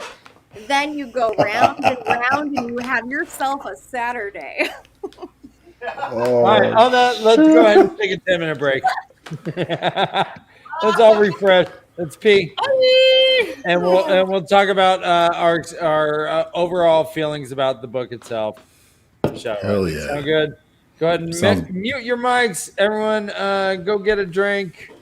Everyone in chat, go pee. Go get a drink. Go fist. I'm kidding. We do What You Feeling this Sunday. In fact, we're doing a special Father's Day edition of Tavern Talk. We are having fathers on to talk about fathers in the Wheel of Time. We're going to talk all things dads. Dad Are bod. you guys going to talk about Tamalthor? Yeah. Tamalthor? Yeah, we're going to talk about things that you can't hear either, Todd, because we're going even deeper than book 4, baby. I'm so jealous. Tavern Talk is a spoiler-filled conversation we do every Sunday at 7. Can you guys do like certain sections of the book series on Tavern Talk so we could go on? Or is that's too difficult? That's too complex. This is our Tavern Talk with your limited knowledge. That's why I would be just it wouldn't be fun. Yeah. No, this But is a child. what we do. But a child. We give predictions, what you guys think. It's always a good time. You guys have the best. I mean, we experienced this firsthand. We passed the best chat ever. So Yes, we do. I mean, they continue to have like the best chats, and it's so hard for me to not jump in when there's spoilers. But I know, spoilers. Oh my god. I mean, I don't remember anything. Hey guys, in in 4 years, you guys will be spoiler free. I know. That will 4 be years, everything. But until then, man, does anyone else here feel a little limited? A little. I feel very limited. I don't think you guys are as limited. No, I'm right there. I'm in a constant state of Raffo. Okay. Yeah, that's well said. I'm like, Yes, all right. that is well said. Before we Thank jump you. into the recap, we at the Way of the Leaf just want to say that we hope that your Pride Month is as gay as you want it to be. hell Or yeah. not. Or not, because exactly. there are many other things. Yeah, just as gay as you want to be. Basically, like, just be who you are. Right? And be proud. Be who If you you are. don't- And if I you don't we're wanna proud gay- of you. If you want a gay, that's fine. It doesn't matter. Just it's also not just Be as gay as you want. You're right, though. It's It's not just about gay. Yeah. So it's about a lot of things, and it's mostly about being yourself and being proud of being yourself and having the courage to do that, no matter what. Find community, find support. You're not alone. There are lots of people there for you. So just find that. That's, I think, the best thing that I've heard from anyone this month, like as far as advice. And so I'm going to be that annoying person possibly, but also very truthful, because this is my everyday and I love it. And Explain. because I work in the field and What do you mean Thank you you. work in the field? I Do you want to? I run a homeless facility and a program for LGBTQ folks, and Awesome. they are amazing, and it's amazing, and I've learned so much, and I'm very proud to be a part of, Oh man, like a small part of this, and just an Oh, man. advocate for the incredible That's people awesome. that are just trying to be themselves. So we do a lot of amazing things. Proud of it, and just And, you know what? And regardless of how gay you want to be, housing should be a human right. There should not be people sleeping on sidewalks. Never, ever. Not especially Agreed. because of who you are. So, like, you know, I mean, as long as you're, you know, on the up and up, you can't be an asshole. Yeah. You can't be an asshole and expect your parents to be fucking cool with that, okay? You know what? Even assholes should have a roof over their head, though. I mean, it should be here. Yeah, that's a flag. I'm Still have a roof over your head. Yes. Yeah. Good Yes. point. Yes, brother Dan. Yes. Agreed. So yes. Good luck with everyone. Hopefully, Pride Month is providing support for those that are looking for it, and is providing opportunity for those that are seeking it, and are everyone just be respectful and be fucking cool, right? Exactly. Yeah, Honey, Cheers to that. That's the way to leave. All That's right, the way Dan, to let's leave. get do people still say honey poo? recap. All right. So let's we finished the book, guys. Shadow Rising. I'd like to look at our characters and judge growth. if we can. Who in this book have you seen the most growth of? Who have you whose opinion have you changed on? Talk about characters here. What from beginning to end? I mean, we started off with Rand and everyone in the Stone of Tyr, and everyone pretty much split up. Egwene went to the Waste. Rand went to the Waste with Matt. Perrin went to the Two Rivers. Egwene and Elaine and Nynaeve went to Tanchico. Everyone just fucking went all over the map. Right. It was like high school ended and everyone had scholarships. Someone had a scholarship in Harvard. Someone had a scholarship at Stanford. It's like we don't have FaceTime. Well, we have Dream FaceTime, I guess. They're like, bye. Yep. Bye. Keep in touch. Of a character. Uh-huh. I would say Egwene is my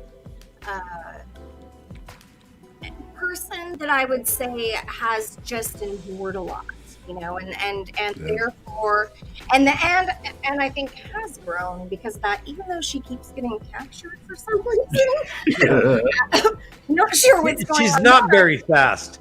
She does not run. That might be the only thing she hasn't evolved in, but like escapability. She's working on it. Capture itself. She's developing that. Yeah. Excellent. Do some laps, bitch. Come on, cardio. But I do respect her because she's gone through a lot, and she's made a lot. She's grown leaps and bounds since the beginning, and I think she continues to just be a force that is beyond what people keep they're constantly surprised by her. I'm not genuinely surprised by her, but people keep getting surprised by her. So I mean, I guess it's cool that she can just like walk through a dream. Okay, let me continue this. Are you okay with her pretending to be Aes Sedai? Oh, you know what? That sucked, but I think she had good reason. I think there's a reason to be in disguise as another she person. Is still and a person of power, and she learned. She's learning. Rand says she is an Aes Sedai. I mean, in his eyes. Yes, he says. Yeah, she. Yep. Yeah, she did Didn't she do the three oaths? She is not. She went through the accepted rings, but she didn't do the oaths. It's a 3 oaths. Harder. But the way that, to Josh's point, honestly, and Todd's, the way that is described does sound like she went through it, or she just is all of a sudden. And but maybe this is the future. So we were like, oh, I guess maybe she is. That's how I felt, anyways. I don't know. I want to speak to anyone else's experience. I just think that this is the future of the Aes Sedai. That what we're seeing with our three female heroes, with our three female TAVERN, is that the new generation of Aes Sedai will not be bound by the three oaths. Okay. I like that a lot. That makes a lot of sense because so that is how you read it then. I don't agree that she has been raised in the eyes of the Amarillan, but by the end of the books, I imagine she will be an Aes Sedai, and maybe will not have taken the three oaths. And I've been thinking this for a long time, that the people of the Two Rivers do things their own fucking way. Right. And we see that over and over again. And with the three of them, they've essentially escaped with their rings, not having taken the three oaths, and are out serving the previous Amarillans' will. Ooh, right. Good point. That's a really good point. They do not know that she has been deposed. Oh, they don't. They don't. They have to. Maybe they don't know. No, but they. I feel like they must like have a feeling of Right. You know, maybe like that there's like a lack of, or is something's maybe off. Maybe they feel With the like White Tower? with the White Tower, maybe they feel like they had to like suddenly like promote. I don't know. I'm really going off on the fucking weird thing here. Yeah. I'm just It's like- thinking off the cuff. Maybe they had to like suddenly promote because they all felt like shit was Yeah. off because they're all feeling things all the time. And there's evidence of that throughout. What do you? It's like they're like new rules era here. New rules. I mean, Like, that was a laid good. it I down. love where Josh went Wait, with that wait, because Bill it Maher? expanded. I mean, this Nice. is like Ryan Is there picked a up on Bill Maher that. segment coming up? Todd, do you have a new rule segment? New rules. You don't have to like take the oath. The oath rod. What's the oath rod? It looks like a dildo. No, just kidding. Not in the Constitution. earlier. Yeah, dude. Nice. That's what Bill Maher would say. That's what Bill Maher would say. Dude. Includes new roles for the. Yeah. All right, so let's shift. Josh's Let me shift a little bit. We have, although Mr. Dovie is not the biggest fan, Hey, we fucking have hey, MaTsDaGger. Dovie, that's why I love that bitch. She's so Whoa, you Matt love Dagger, I super think, biased can't people grow who a can't lot. grow in their opinions? That's what you like? no, You know I what they- like truth They seekers that are actually speaking something that is a truism, which Oh, is that hey, hey. Aaron sucks. they used to He's say a little George bitch. Bush Jr. He's never changed his Files mind, bitch. and they love that about him. You know, I'm going to say I Mr. love Dovie Files, so I'm okay with it. But. and Vogue, I think, is saying free your mind and the rest will follow. There we go. Yeah, Wise words. yeah, be parent blind. Don't be so shallow. Yeah.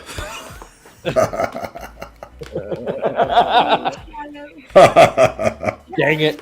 Dang it, we can't get to her, Ryan. Oh, fight me. La, la, la, She's like, pillow fight me. All right, so Dude, we have, miserable. let's talk Perrin, guys. Perrin separated himself from the TAVERN poll. He went, and as far as we know, he killed so many Trollocs that his bedpost looks like a Oh, God. Wow, Concept. we went somewhere else with that. Oh, Did yeah. you make a coat out of Trolloc skin this week? He has so many tears tattooed to his face. I have so many questions about your face. He goes down to his toes.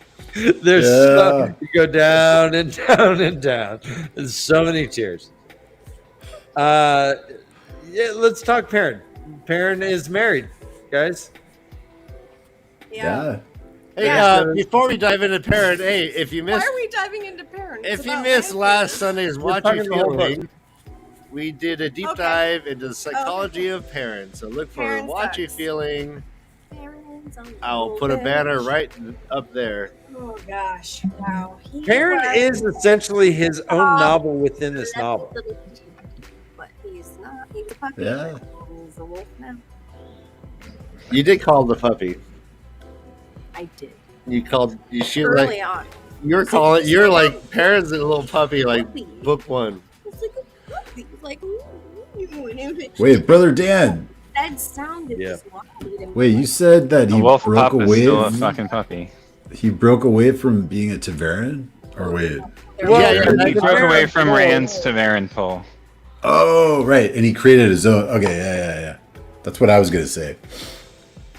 Sure. That's what. That was an odd No, phrasing. no. I'm glad you brought that up. I'm No, glad you I'm brought kidding. that up, Todd, because that was an odd phrasing. I was thinking like, is it even possible for a parent to pull away from his TAVERN pool, like Dan said? Rand's. So he created his like own TAVERN. I mean, Yes. Matt couldn't even say, I want to leave. He's like, I can't even fucking say it. It won't come out my mouth. I know. He tried. Oh, right. Gosh. Oh, yeah. Let's talk about Matt. Oh, what do we? Oh, okay, Matt. Let's So talk Matt, about all Matt. right, so yeah, let's talk about Matt in this book. Actually, I take my answer back. Matt Yeah, has had Matt. the biggest character development. Oh, wow. Go on. I Seems mean, like- he has gone from this innocent. Go ahead, Todd. Oh no, you go. Go. Take it. You go. My favorite Oh, I love you. car I from love the Run, Kay. No, you got more to say about Matt than I do. I swear. No, okay. Well, I think you should chime in at any point. Feel free to interrupt it. And move the mic a little closer to you when you. Yeah. I'm going to turn it up. Boom. Yeah. Feel free to interrupt me at any point, boys. All of you, all y'all. So, Dumpsters. Matt, who character development. started as like this little scrappy guy, you know. Prankster, yeah. Shit. Prankster, yeah, just a little jokester, you know, and but scrappy, and he had a lot of potential, but oh man, he's really turned everything around. He just like blew that horn because he was like irresponsible. Yeah. And just was like, we were at that point, I was like, fucking Matt, okay, of course. Matt You, blew his of horn. course you did. Yeah. Of course you did. Because that's something I would do. So I see. So I get it. I got it. Early on, I felt like I get you, Matt. And then as it developed, I was like, oh my God, this guy is an old soul. An old soul. Oh yeah, he's like speaking old If you're talking about old tongue. Yeah. old tongue, all these things, like this boy, and he seems to be turning into some type of Lumen, right? So like that's interesting too, because he's just got this game going and he's constantly doing his thing and being amazing and winning with luck, and that's That's weird his thing. to me, Yeah. but that Luck. is. Yeah, but So what do you it's think about that? You think, yeah, Krista, you brought up Matt as a Gleeman a couple times. I have. I thought it was. Yeah, I don't. Yeah. What do you think? Ooh. I just keep thinking he's going to be a Gleeman. Like he's a little trickster. He's a little prankster. He plays these games and he always wins and he always knows these stories and he doesn't even know how he knows these stories. Yeah. It's like Oh, he that's blacks interesting. out Yeah. and just says shit, and then he's like, "Oh, I don't know." Yeah, I wasn't speaking old tongue. Sorry. No. I just heard it somewhere. I mean, the narrator is the one that told us. Correct me if I'm wrong here, Josh. I'm sure you will. Please do. So there was something said at the end of the chapter that I think the narrator may have come in and said that it interpreted Ooh. in old tongue saying that Matt had said. Can you help me out? Oh, about luck or something, or In the last chapter? Yeah, like he said something in the old tongue and they'll translate it. Yeah. I don't remember what it was. oh, that's right. Yeah. Yeah, he's speaking the old tongue without knowing. Knowing it. But then how is that interpreted to us? I'm not remembering that piece. Well, how is that coming in? It's usually someone else's POV saying, "Well, I recognize that as the old tongue, but I don't know what he's saying." But Yeah, it was like Rand's POV. Before. It was it? I think so. Yeah. How does Rand know though? Why would Rand know? I thought, No, he was saying he shouted I curses in remember. the old tongue. He said he I'm was sorry, no I'm not doubt. I don't mean to shout. No. Land. Let me get it up. Okay. He Oh, said- Land said it. he Yeah. said Land. Oh, this was a while ago, yeah. Nice. We're talking about the whole book. Well, Keep going. Yeah, keep going. Okay, Right. Land You're rolling. had said that it was that, like that it was like Land knew Yeah, that that fun. meant, and then narrator is saying Land knew that he's telling us that Land knew that. I think Land knew that. I'll find it. Yep.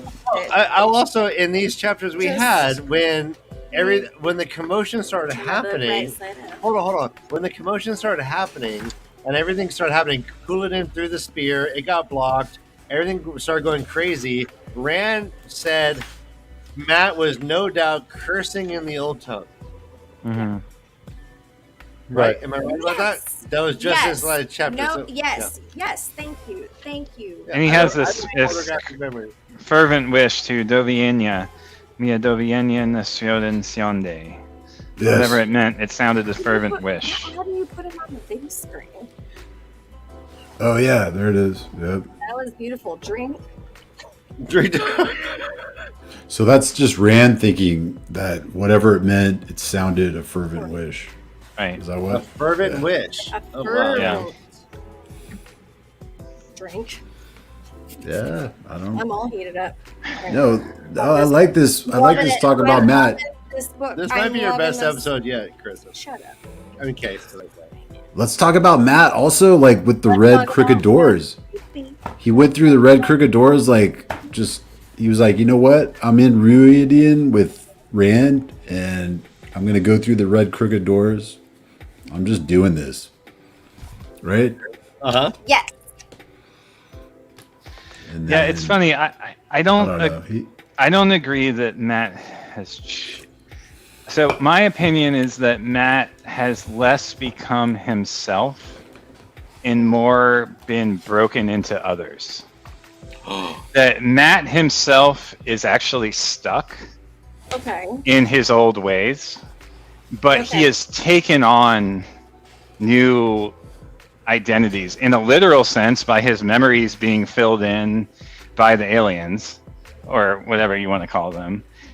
Previously, the knife, the dagger. So I think Matt himself in some ways is in opposition to the newness that he has taken on, is how I interpret it. And that there's still this Two Rivers. Yes, he's changed a little, grown a little, but there's still a Two Rivers farm boy in there that is in disarray. Is what's the word I'm looking for? Basically, like, is in discord with this new information, and he hasn't internalized it or made it a part of his identity. Yeah, but And it's that changed- fractured. Yeah. What were you saying, Ryan? I was saying, but it's changed it like drastically. Like, But I don't think it's changed the Two Rivers farm boy. I think it's changed who we see as Matt. But is that Matt or is that something more? I think it is. I thought that it was. I'm sorry, Todd, go. Yeah, I think yeah, Josh is onto something right there.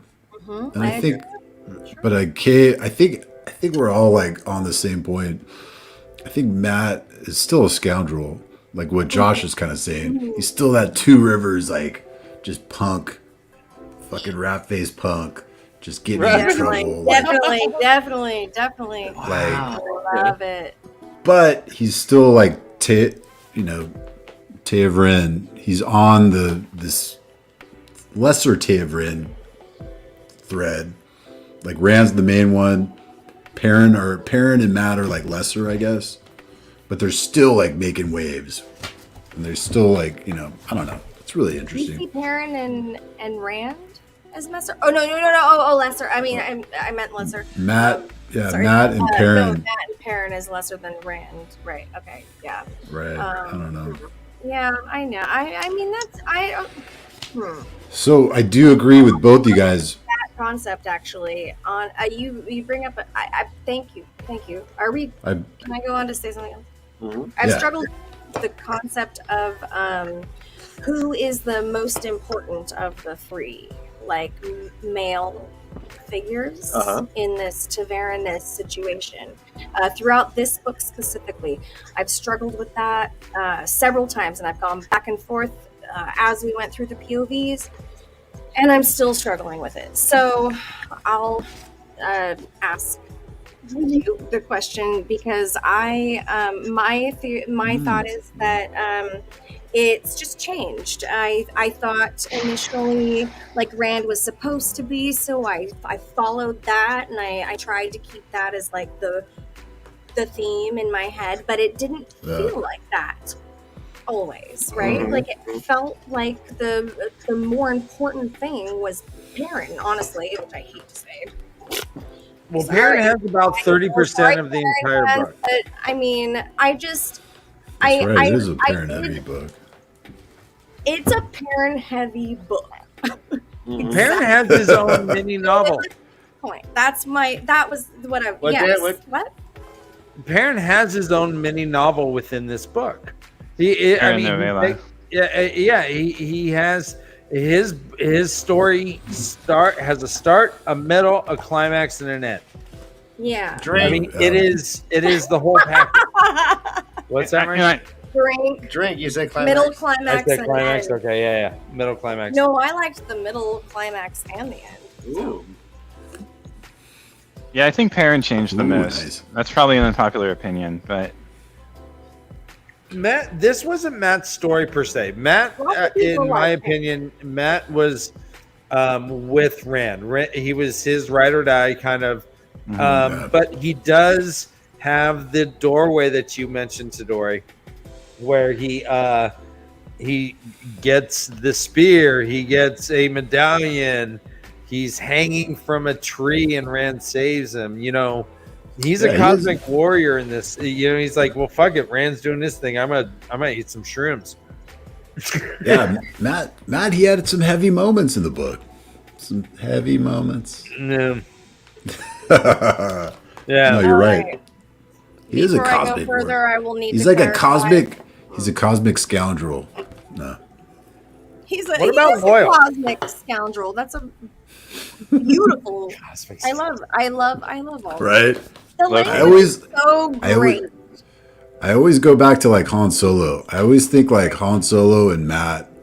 They're like, he's like a Han Solo character. Absolutely. You know. Fucking.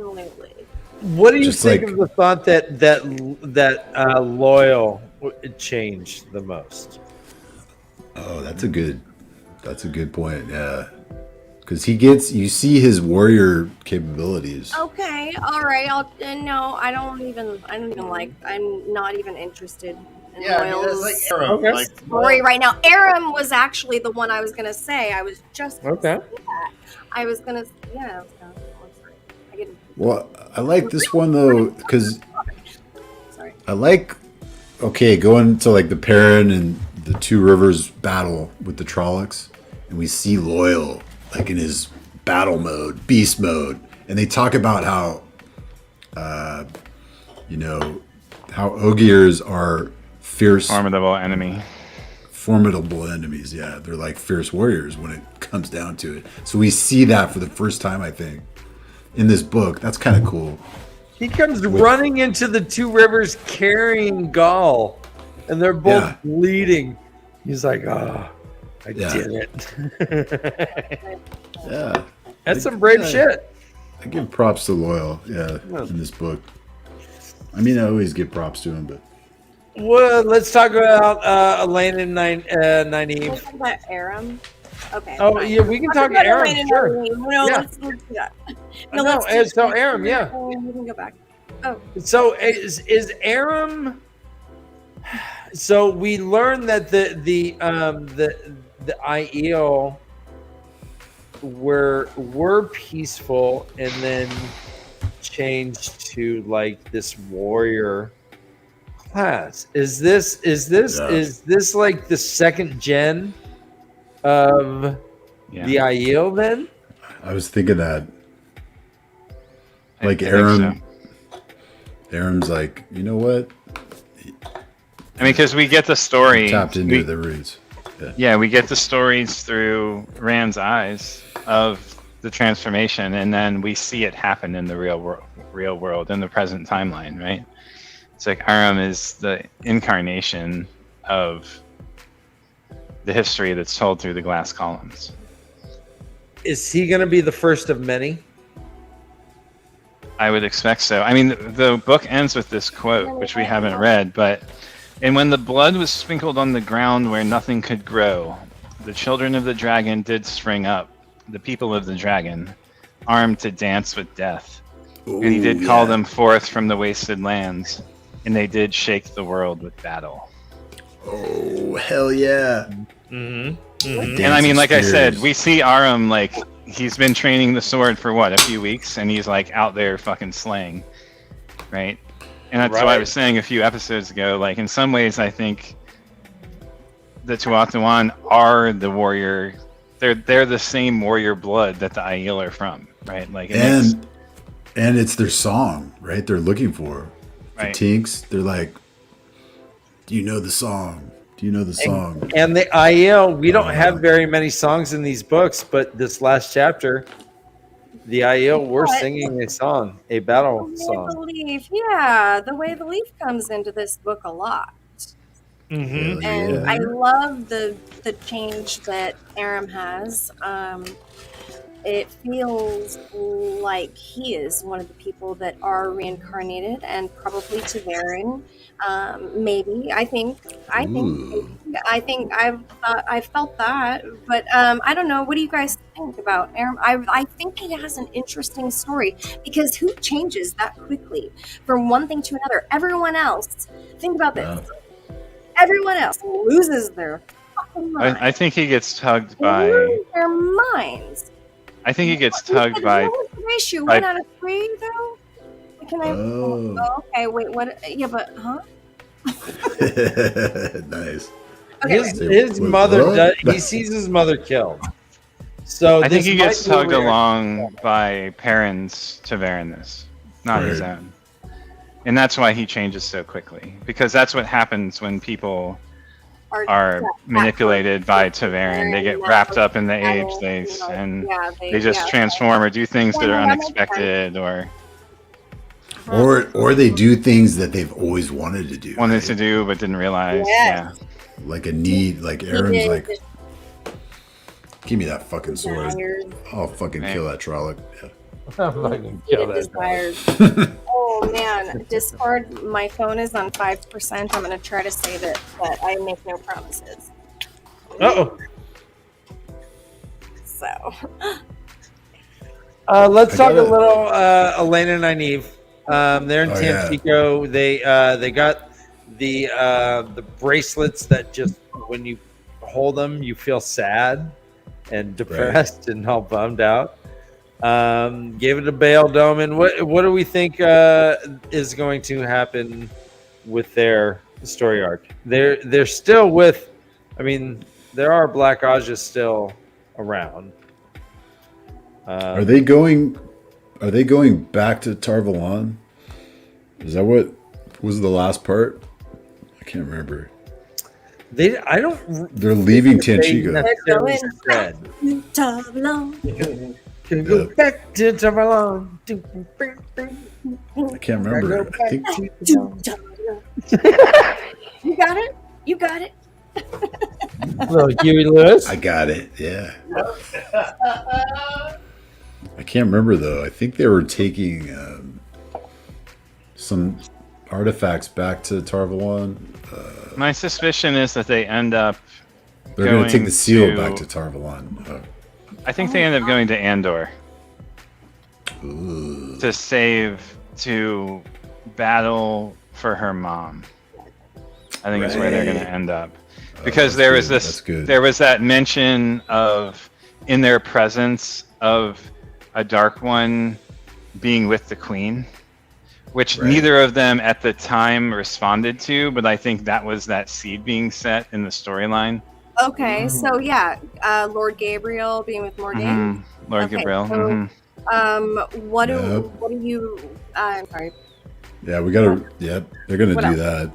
Yeah, they're definitely like. What do you think's gonna happen there? Like, I don't know, but Elaine wants to send Tom somewhere safe. It's like there's all these things pointing to Andor, in my impression. And you have a Forsaken there. And Nynaeve hates the fucking White Tower, and she's like, "Oh right, I couldn't even take her to the White Tower, even if I captured her." Right. So then what happens to Nynaeve? Like, honestly, I'm fucking Nynaeve. I'm right. She can't do anything. She can't channel unless she's angry. So, like, talk about fucking character arc. Nothing. She's been angry since day one. She's continued to be angry. She's unchanged. She's constant in that way, which I get why the fandom likes Nynaeve so much. I think their growths, both of their growths have been stifled. I don't get it. At this point, I like her, but I'm not like, oh yeah, Nynaeve. bitch, you're great. I love you. You're amazing. You're so strong and great. I'm like, you're just angry. You can't get over your shit. You can't even get over yourself. You've got to fucking control this. Go into the woods and meditate. Come back when you're ready for this. Like, but she's so super powerful. But she took on Forsaken. This is very conflicting. I know she takes on Forsaken. She does all these amazing things, so it's conflicting. I'm her taking on. She might have. Her taking on the Forsaken is the power differential I wanted to mention. I know we were talking about this in the pre-show. The power differential between Nynaeve and the Forsaken and Rand and the Forsaken is just night and day, right? Like, they fucking tear down mountains and shit, and they don't even destroy the room that they're battling in. The way she describes their battle when they're both at their highest intensity is two women staring at each other, having a staring contest. Right? Sweating. If anyone walked by, they would just see two women staring at each other, sweating with profusely, type of thing, right? Like, it's exactly as you describe. I love that. I thank you for bringing that up, Josh. That's amazing. That's great. Yeah, it's super great image. Well, until someone walks in with the ghost, with the balefire rod. Exactly. I mean, that's how the destruction occurs, right? Balefire is also a good image. Well, we should also keep in mind that they have their hands on what we've heard from Lanfear to be something that can actually take down the Dark One if used properly. What they have their hands on nuclear shit. You know, this wasn't a little handgun. This was they were. I mean, it was a proton pack tank weapon. Power that was leveling mountains. Yeah. And I think a lot of it was funneled through this statue that they were holding. Well, they were pulling on that giant statue and wherever the fuck it was. Carhan. You know what's kind of cool though? You know what's kind of cool? There might be like some commentary here. I think Robert Jordan's trying to lay down. When you're comparing, you know, what Rand and Asmodee did to Ruidin, and what you know, Nynaeve and the Forsaken did, which was like way more intense and contained. They didn't really destroy anything. So it's like, I don't know, there's some cool commentary, I think, right there that Robert Jordan's trying to lay down about, like, you know, female Aes Sedai. They don't destroy fucking everything. They don't destroy buildings and level landscapes when they're fighting. It's like more internal and emotional and direct. Yeah, it's like emotional based. He really does. I think Robert Jordan's laying down something right there. Strong gender specific stuff. That's cool. It's like the male. Yeah. Yeah, the male Aes Sedai just rip apart land and fucking destroy everything. It's the football game. It's a football game versus staring match, basically. Yeah. Yeah. I don't know. But WWF. Into the gender roles quite a bit. I think. RJ, yeah. For better or worse, mostly worse. Yeah, for better or worse.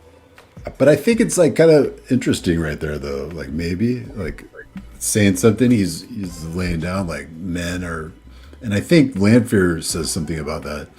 Like men are really good at violence or something. Yes. Yeah. The difference in the powers, and I'm just gonna like lay out the facts. No judgment. I just think. Somebody's not on mute. Hey, Rufus. Oh, is that Discord? Yeah. Mute, guys.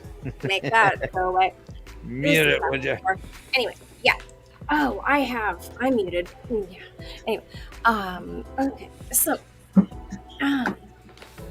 that's go on.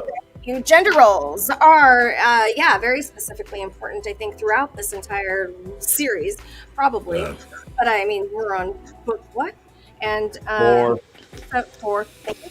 And so, like mostly it's been, I think Jordan is sunk deep into the gender role stuff. Maybe on Bad purpose. moments, good moments. On purpose. I think he's, what? Yeah, for better or worse, and I think you're totally spot on with that, because it's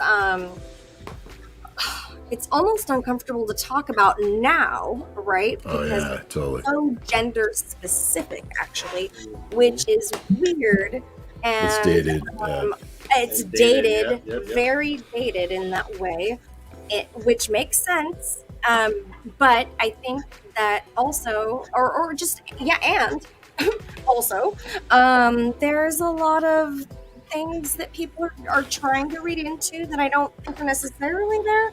But I do agree that there are diverse roles, and things are definitely diverse. Well, I think the most disappointing thing about it is the thought, is he writing to who he thought his audience was? Right. And that bothers me a lot. Ooh, tell me, yeah. Interesting. Anyhow.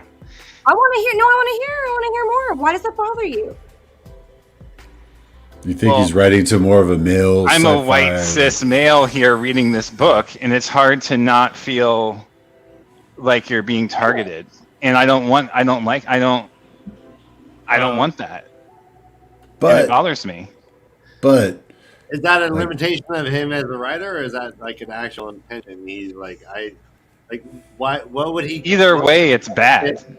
How would he benefit as a writer if he's only trying to like? Well, writing to your audience is something you do, right? If you think a bunch of males who are going to identify with Perrin are the readers of your book, then you make the Perrin that will appeal and be identifiable to them. What about? It seems like, I don't know. Context is so important. I think here. It's so important. It's always important. But it doesn't mean that we can't criticize it. And there's a lot of criticism to like talk about. But what about like, I don't know. There seems to be a lot of readers that were attracted to this book, like women readers, at the time it came out, because he was putting female characters. Yeah. He's like female main characters that have this power, and they're like they're disrupting things, and they're like really taking control of things, and there's something to be said there. In fantasy series up until then. Yeah, that's the one thing I give him. That's the one thing I give Robert Jordan. Wait. What were you saying? I'm so sorry. Did I interrupt you? Shit. Oh no, I was just saying that I think like when the books came out, there was a lot of attraction. He was appealing to a lot of female readers because they're all these women in power and doing like powerful things and like controlling and just being a main character in being the hero, being heroines. So like, yeah, that's like really important, I think, to think about. But also it's dated too, so I don't know. But I think it's really important that you brought that up. Yeah, because these female heroes are also concerned about their bosoms. Right. Seriously? No, we are concerned about what color dress we wear. Fuck! It's about fashion, bitches.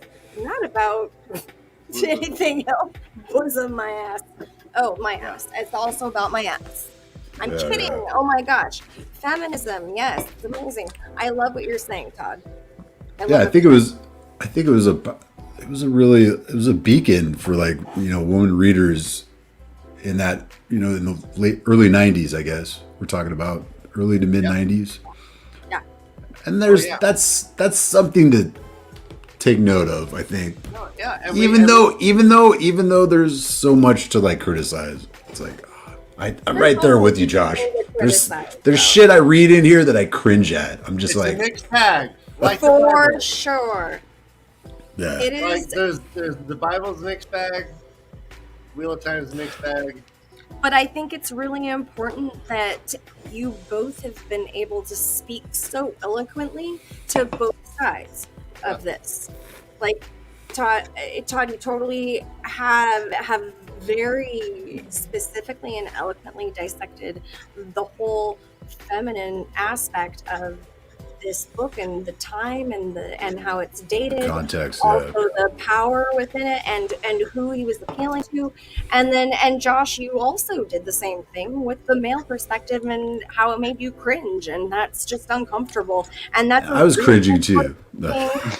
Thank you, and that's so important for it's a people valid, to hear and it's a understand. Like, yeah, it's fucking, it'll Yeah. make you cringe nowadays. Like, if you're gonna pick this book up now, all valid. which we have done within the past 10 years at least, right? Within the past 5 years. Yeah. Can I say that for all of us? Like, the past 3 years? Oh yeah. You know, like, it's very new for us, and we're in a different time. So we came into this with a different perspective, and to us, it means something therefore very different.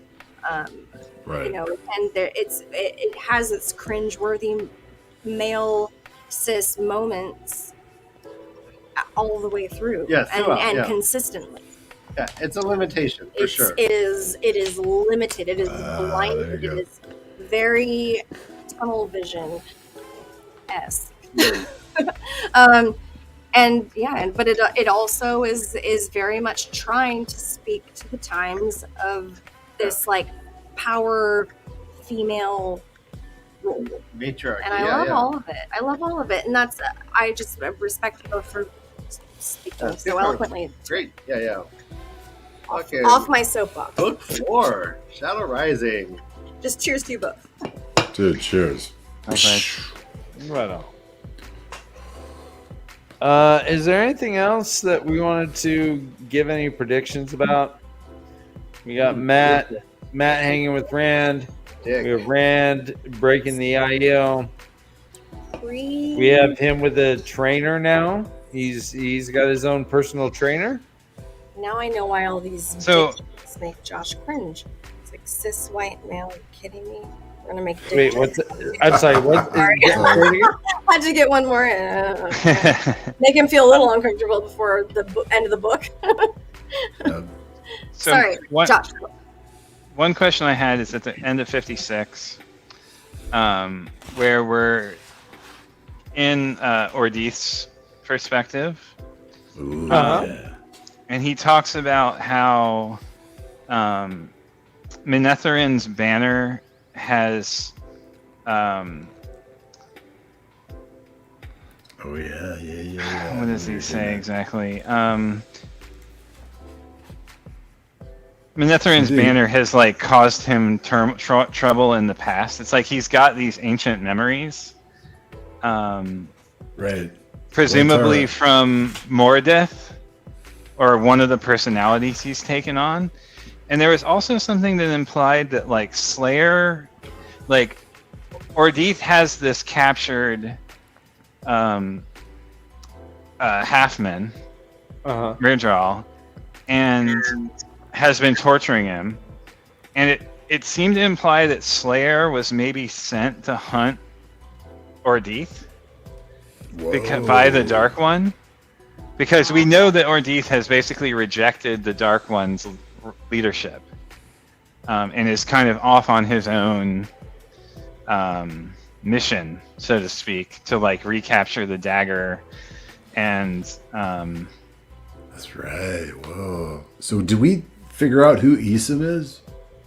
No, we kind of just like. my theory was it was Slayer, but Right. hard to say. And Ordith giggled at the thought of Isam discomforted. I just went back to 56 right there. Right? Oh, like you're saying. Ooh, yeah. Well, and that also like brings up then Lord Luke. Who is he?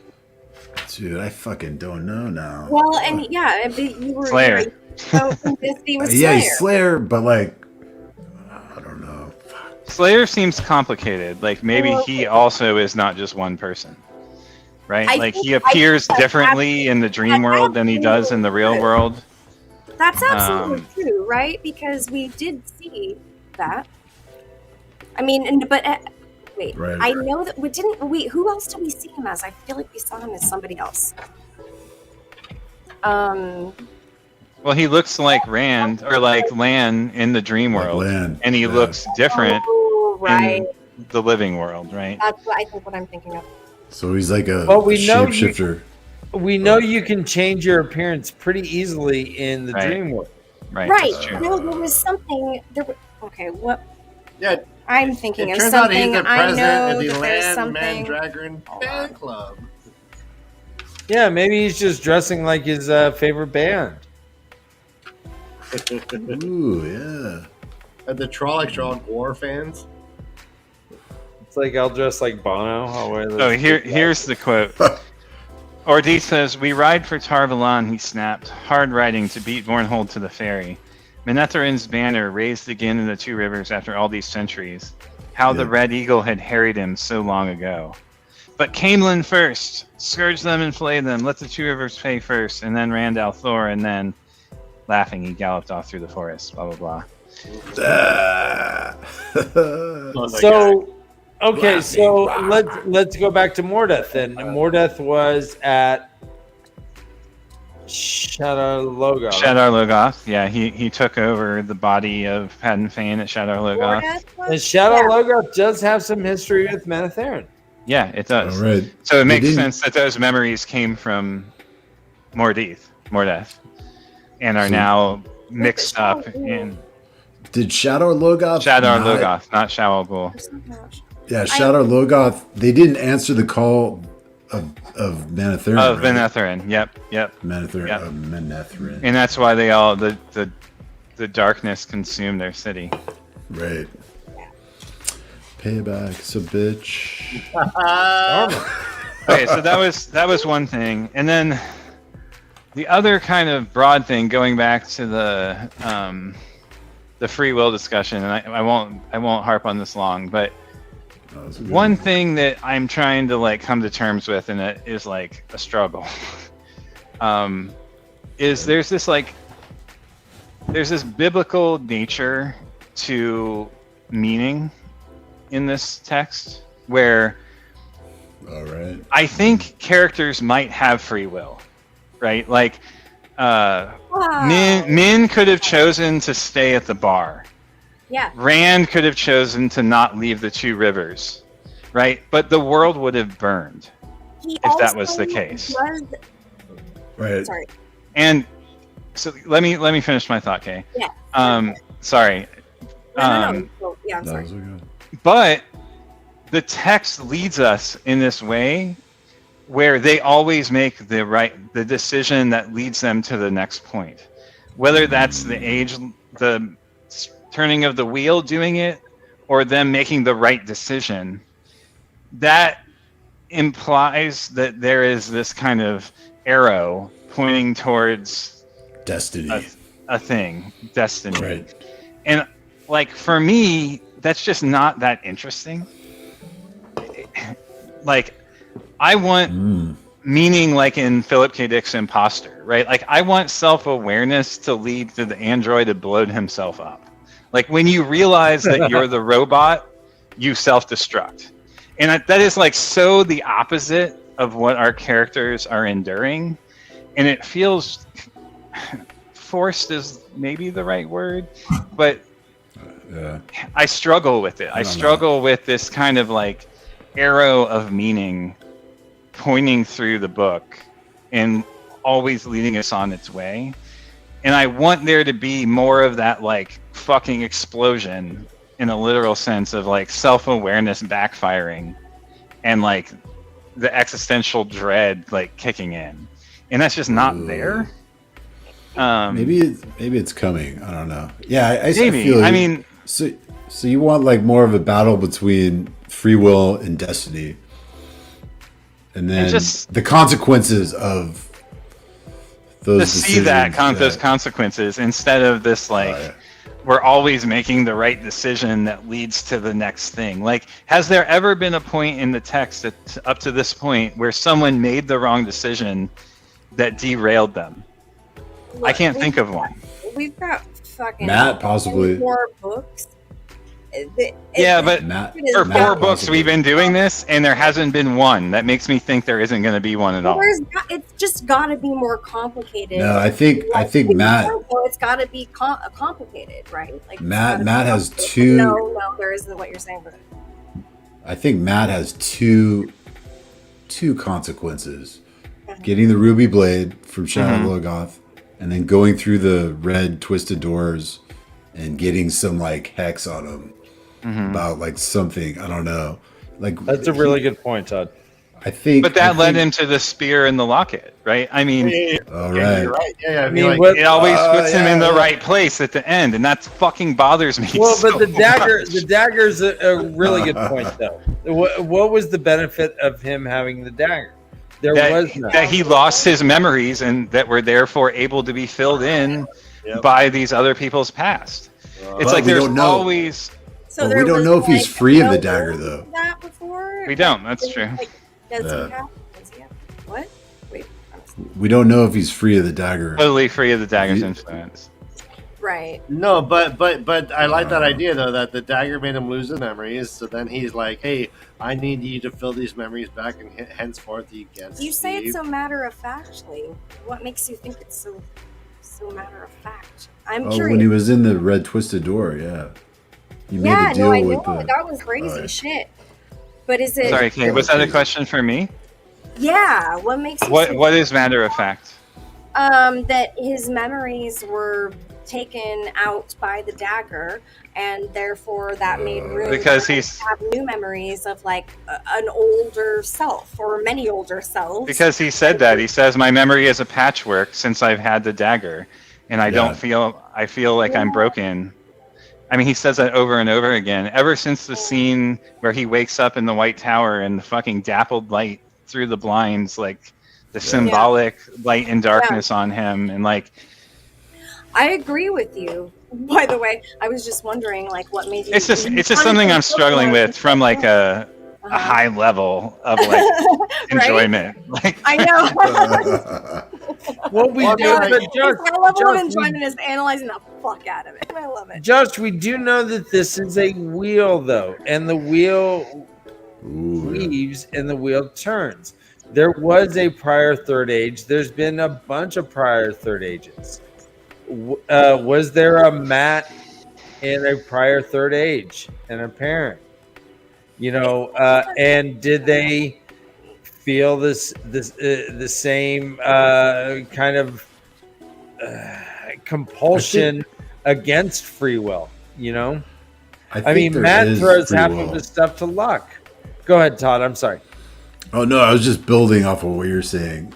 Like, take for instance Rand. I think there is a free will aspect because he used some of Tam's teachings about the void to make certain decisions, and like it helps him like channel the power and stuff like that. So I think. oh yeah, I agree. I mean, I think it's like they a have degree of free will. Yeah. It's kind I of. think like, they do, but it's complicated. In some ways, it's both. It's a both and, right? Like It's like a It's like, Their it's like the chaos Taverness- theory. their Taverness can be seen from the other side as free will or vice versa. Like, but that's part of what that's part of what my problem is. To me, it's like the chaos theory. You know, they say there's a sensitivity to initial conditions, like in the chaos theory, like trying to describe complex systems. Like the wheel is a complex system, and there's like degrees of control, but there's also like degrees that will like of destiny. And But like, I Moiraine think- always tells I don't him. know. It's like Moiraine's crazy. always I love it. repeating to Rand, don't try to force the ageless. Don't try to force the pattern. Ooh, right. So how does that factor in? And is Right, Moiraine but- wrong or right? I mean, they're not even trying, though. I mean, Matt, and again, back to Matt. Matt is defying physics with this shit. He is flipping coins and they're landing on its side. Yeah. He is it like his shit is like literally defying physics. Yeah, he's getting some- or is he simply cursed? What do you mean? Or is cursed? he simply cursed? Ooh, I shot out Logoth. Yeah. Would you be like a force moving against free will?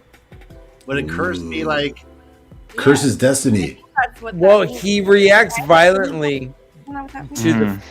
He reacts violently to the phrase "the Dark One's own luck." Yep. He's like, "Fuck you! Don't say that ever." Right, and they're called the Dark One's eyes or something when he rolls the 5 ones. Yeah. Ooh. So what if this Tavernness is kind of like we are seeing it backwards? Maybe we are seeing it like kind of in a mirrored reflection in our mind's eye, and maybe it's actually something really. What am I trying to say? Nefarious. Yes, yes, and maybe Tavernness is something that is a curse, like Josh said, and it's more of a curse than it is anything else, which does. Oh yeah. Because I mean, they would have been stoked if they had never known anything outside of the 2 rivers, right? They would have just been their little farmer selves, and Perrin went back there anyways, and they all miss it. Ooh, right. Are really hating their lives since, for the most part, except for like Egwene has this like Aes Sedai look in her eye now, and so we're just not even sure what the hell's going on. And Rand speaks to that in the last chapter, right, where Egwene is just has this like Ooh, I got look you. in her eye, right? Let me just say, my greatest fear. Is an Aes Sedai like kind of like are they kind of bewitched type? I mean, is it like is the Oath Wait, Rod let me. no Okay. control? fuckery, like It's a like control. control? Wait, let me throw in one thing. Okay, you brought up. You planted a seed in my mind, just about Tavernness. Like, what if? And Josh has like spoken to this at various points in the book. What if Tavernness is like a bad algorithm in the wheel that is like that Taverns get caught in and they can't get out of? It's like a bad algorithm or like a virus. Well, that's And like Josh, you've talked about this, how the Dark One wants to break the wheel. right. And like he's like an actually good guy. Maybe the Dark One is actually right. Like, Like, Well, this is my greatest fear: is that the final battle is about Rand giving up his own free will to ensure the free will of the rest of mankind. Humankind. And if that happens, I'm gonna be so fucking pissed that I wasted my time reading these books. If that is where this fucking ends, I'm gonna be really angry. Really fucking angry. You know the fucking hero probably. It's not the sacrificed his destination; own it's the will, friends you so, make like, along the way. But There you that is so cliche. That's Is amazing. that why you'd be pissed? Because it's so fucking cliche. Yeah, like what a waste So of the hero fucking gives his, however many thousands of words this was. I'd really It's rather. all like about Jesus. It's all about Jesus. It'd be a. It's all Seriously. about Oh, Jesus Anyhow. fucking Cristo, dude. Sorry, I didn't mean to derail our conversation. with all this, I love but- it. No, this is it- fucking it- great. It totally No, we're gets fun about recapping. restriction. It's pretty I fun. would really like that though if it was a twist. Dark One was like The good guy. actually the good guy. You know, Dark like, One is it- the lighted world one. the wheel is supposed to break. Dude, the Dark One is the lit one. No. It's not To free everyone go from- around The like this. woke It's not one. supposed to- The lit. No, he's like lit. He's like the smoking wheel weed is and not shit. supposed to have a He's like, wheel. he's like, no, bro. I'm aware. Bro, I mean, this like, is bro, why, break the like, wheel. Nietzsche's eternal return, right? I mean, we could get into the whole philosophy of this, but I mean, in some ways, difference and breaking identity and repetition is a part of meaning, creating meaning. And if it's just the same shit reiterating itself over and over again, what is that? Where does the meaning emerge from that, and whose is it? No, that's great. Interesting. Yeah, I like like, that. is it? Are we just watching a story of just one turning of the wheel that's going to repeat over and over again ad nauseum, or is this story unique in all of the cycles of the turning? Right. Hell yeah. It's the creation algorithm.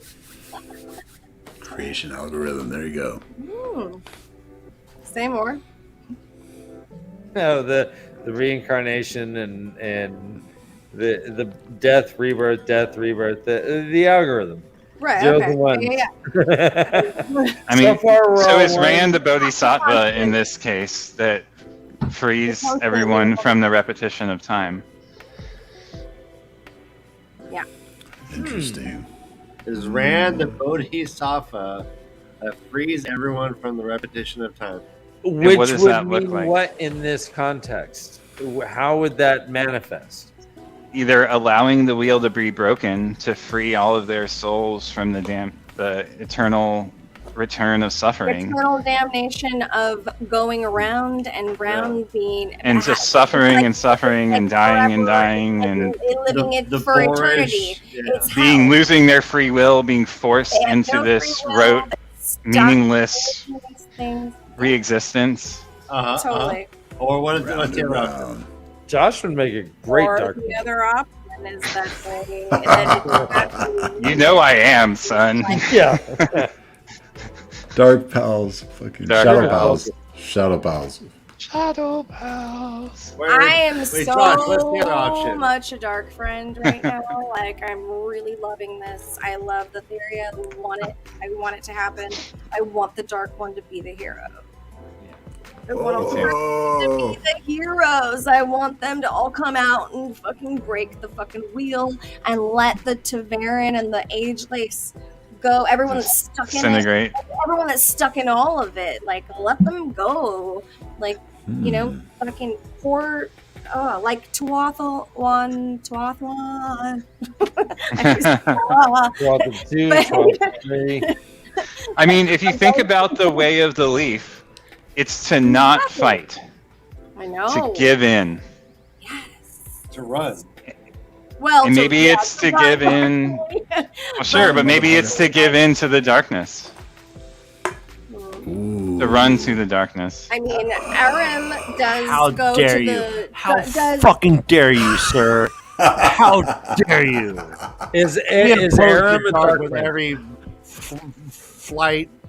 Carissa, is Aram a dark friend? You're out of line, I sir. like No. Aram. I will. I mean, but he. Hey, you like me, and I'm a dark friend. Come on. Hey, Yeah. I'm a Yeah. dark friend, too. The But darkest. he turned. But yeah, no, he does turn to the spear like as soon as he has the chance. But I do think that he. Yeah, I think he might be. I think he might be actually. I think he has he turned so fast. That's not normal. Like a pretense, I'm yeah. trying to analyze behavior here, and that's something that's a red flag. So I will remind you that the man who called himself Boars, when he was at that cool party with all the other yeah. dark friends, did Our friend see Nixon. someone who looked like a tinker. The colorful Ooh, that's pants and right. stuff. That's Colorful right. clothes. And he's like, fuck them. We don't need them. The dark one, why is the dark one friends with them? Blah. He's like patchwork. Fuck that shit. So fuck that. so there you go. Fucking patchwork, dude. Fucking patchwork. God, your color, your Wow. turn down your outfit, would you? I can't hear. Whoa. All right. So Dayglows is so Aram is third century, third age, 80s. Third age, dude. Aram Fucking Isha. 80s. Third I've age, been 80s. Aram is a Shamael. right? Do you think Aram is no? Ooh, No. whoa. I don't know. Yeah, is Aram a Forsaken? I think he might be Aram Shamael. Forsaken actually. Yeah. The Tuathlon and be so convincing to that type of way, which we know is very strong, and we just spoke about the divergence and the strength of the power of the possibility of two things being so very similar but also so very different and also very powerfully different. And so Pick a side. why couldn't that be Take a side. No, I'm just saying that dark I friend. think that means that he's very, Total yes, dark I friend. think he's totally a dark friend. It speaks to his strength to fool so many people that are so strong to a belief, and all these beliefs. It's not just one, it's many. It's a whole culture of beliefs. It's a way of living, and it's constant. And so then to just flip the fucking switch without any thought. And But Perrin makes the point. earlier, yeah, fuck. Oh man, she was rolling. That was awesome. This is the longest thread we've had. You're doing great. Hold on, there's something there. Okay, go ahead. No, you, I was just going to say that Perrin makes the point, though, that he hoped there was a place for the Way of the Leaf, but it's not here and now. right. Parents always hanging on to the Way of the Leaf. Kind of, right? So why is it so outlandish to think that someone who believes it might see that same truth in the face of the death of their family? I don't think it... Josh, Two Rivers better. Yeah. That's well said. Yeah, it is well said. I hear what you're saying. I just... Aaron. So, but okay, but all right. So he switches so fast, though. But that could be the TAVERN pole. That could be And that's his his own Aiel belief system roots. crashing down around Oh, him. that's what I was Could be gonna his say. Aiel roots. It is. That's But the the, Aiel so are... the Aiel being so powerful. Like, what? How is But that? It's the the great Aiel point. How's have... that what? Well, because so we have two separate cultures of Aiel, Yep. and Yeah, carry on. and one is Tuathon, and the other one are the spear people. Mhm. Yeah. And they're constantly like Which fighting one is the each root? other. They're super peaceful, and Aram goes from one and is totally cool with the other all of a sudden within a fucking seconds, and we learned that 1 out of 3, Josh, I said this earlier, 1 out of 3 can't even fathom the fact, so they lose their fucking mind. But that's the other way around. That's the warriors realizing they come from the peaceful. It's 2 out of 3. Whatever, okay, it's blowing their minds to know that the shift has happened. But Yeah. look at it this way, Kay. The Aiel came from the Daishan Aiel, who Yes. followed the Way of the Leaf. Aram is following a historical precedent. Yeah. One that, how do you think the Aiel came about? By instantaneous transformation from the Way of the Leaf to warriors. Right. That is how it occurred. Instantaneous. Or it Why Oh, would it was a you long have time. been encouraged by a Forsaken. Possible. I Oh, mean, yeah, why Lanfear talks about it. Some sort of, or by Yeah, the, she by does. the, well, what does she say, Todd? She says Daishan used to be able to slap him, and it was funny. Just they wouldn't do anything. Fucking Yeah. hit him. Fucking They would Daishan, just say, yeah. "Why'd you do that?" Right. She mentions that. She does. You're right. So she could do it all day. You just hit him. Fucking We used to hit them all day. They wouldn't fucking move. It was fucking great. They're like, "Why are you Lanfear doing that?" liked it, dude. Wow. Hey, She enjoyed it. Daishan, what the 5 fingers say to the face? They're like the doozers in Fraggle Rock. I'll give you Oh, 5 they- reasons. 1, 2. They are like the doozers. That's a good. Doozers. So the Daishan just made Oh, fuck. these weird little sugar Sugar structures, and then Transparent sugar structure. the Aes Sedai just ate them. Yeah. If we're going to go and map the Dark Crystal and Fraggle Rock onto this book, I'm all for it. Yes. Oh, Josh is ready. Let's go. Who? Maybe in not real at 2 in the morning, but Where's Who the in free real time will? is Uncle Traveling Mac? Is that Jane Farstrider? Ooh. Oh my God. Damn good question, brother Dan. We should. We should where wrap are this the up. rails? The real's Wait, weird. let's end on the fact that, okay, who writes this little passage right here from the Fourth Age? Yeah. Mm-hmm. Yeah, say This the is name. like, okay, damn it. This. Suleiman So Bagad, the chief Bagad. historian. God. But this kind of worries me though, because he's from the court of the sun. What the fuck? Doesn't that sound like Children of Light. That sounds like the Children of Light. Oh no, I was thinking it sounds like the Si Chan. The Sweet Chan? John Chen. The 4chan? And Jackie Chan. No. they were. No. It was made in a Peachtree gist. Oh wait, the court of the sun you think is Ascension or something? Yeah, Xian Chen. Yeah.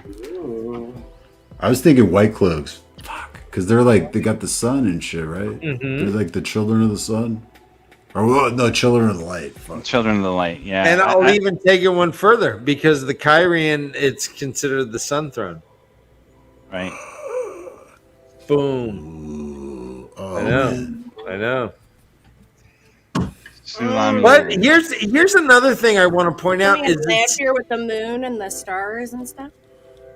is that Oh, sorry. every prophecy we have. So Rand has been pretty driven by his prophecies. Yeah. He knows the prophecy. He steps up in front of the Aiel and he's like, "Well, it says in the prophecies, blood be blah blah blah blah blah." He's like, there it is. Yep. He's been studying prophecies. He knows, but they are all after the breaking. They're not. So I'm wondering, do you guys think that Lews Theron had his own prophecies that he was trying to fulfill? Or was he just doing shit? And it seems like Rand is cheating a little bit by knowing prophecies and then going and fulfilling. Yeah, like all his reincarnated selves beforehand. No, He's like, oh, I gotta go get Kalendor. Okay. Was there another Min there the whole time? Was there Now I gotta go get the Aiel. Avienda there the whole time? Was there another Elaine? And I mean, like, were these people Yeah. constantly there, or like versions of them? Were they? Did we have all reincarnated people, the same-ish versions, or like different versions that played out a different, pattern? Because everything is like this intricate weave of stuff and decisions, and then Tavernus and maybe some free will. We don't know yet. True prophecy should not have any effort to fulfill. I mean, so Rand was born on the slopes of Dragon Mount. That's prophecy. He didn't do anything to change it. It happened. However, he's like, oh, fuck. It says in this book, I need to go get Kalendor. Okay. I mean, this is prophecy versus studying, I guess, is my question. Brother Dan, how about you just drop that seed and let it germinate? You're leading the witness. Let's just, these are. Like, hey, think about that, guys, and let's just fucking wrap this bad boy up. We're going for 3 hours. All right, do it. Ooh, that's right. Yes, ladies and gentlemen, thank you for joining us. Dude, this fucking picture right here. Yes, that sexy beast.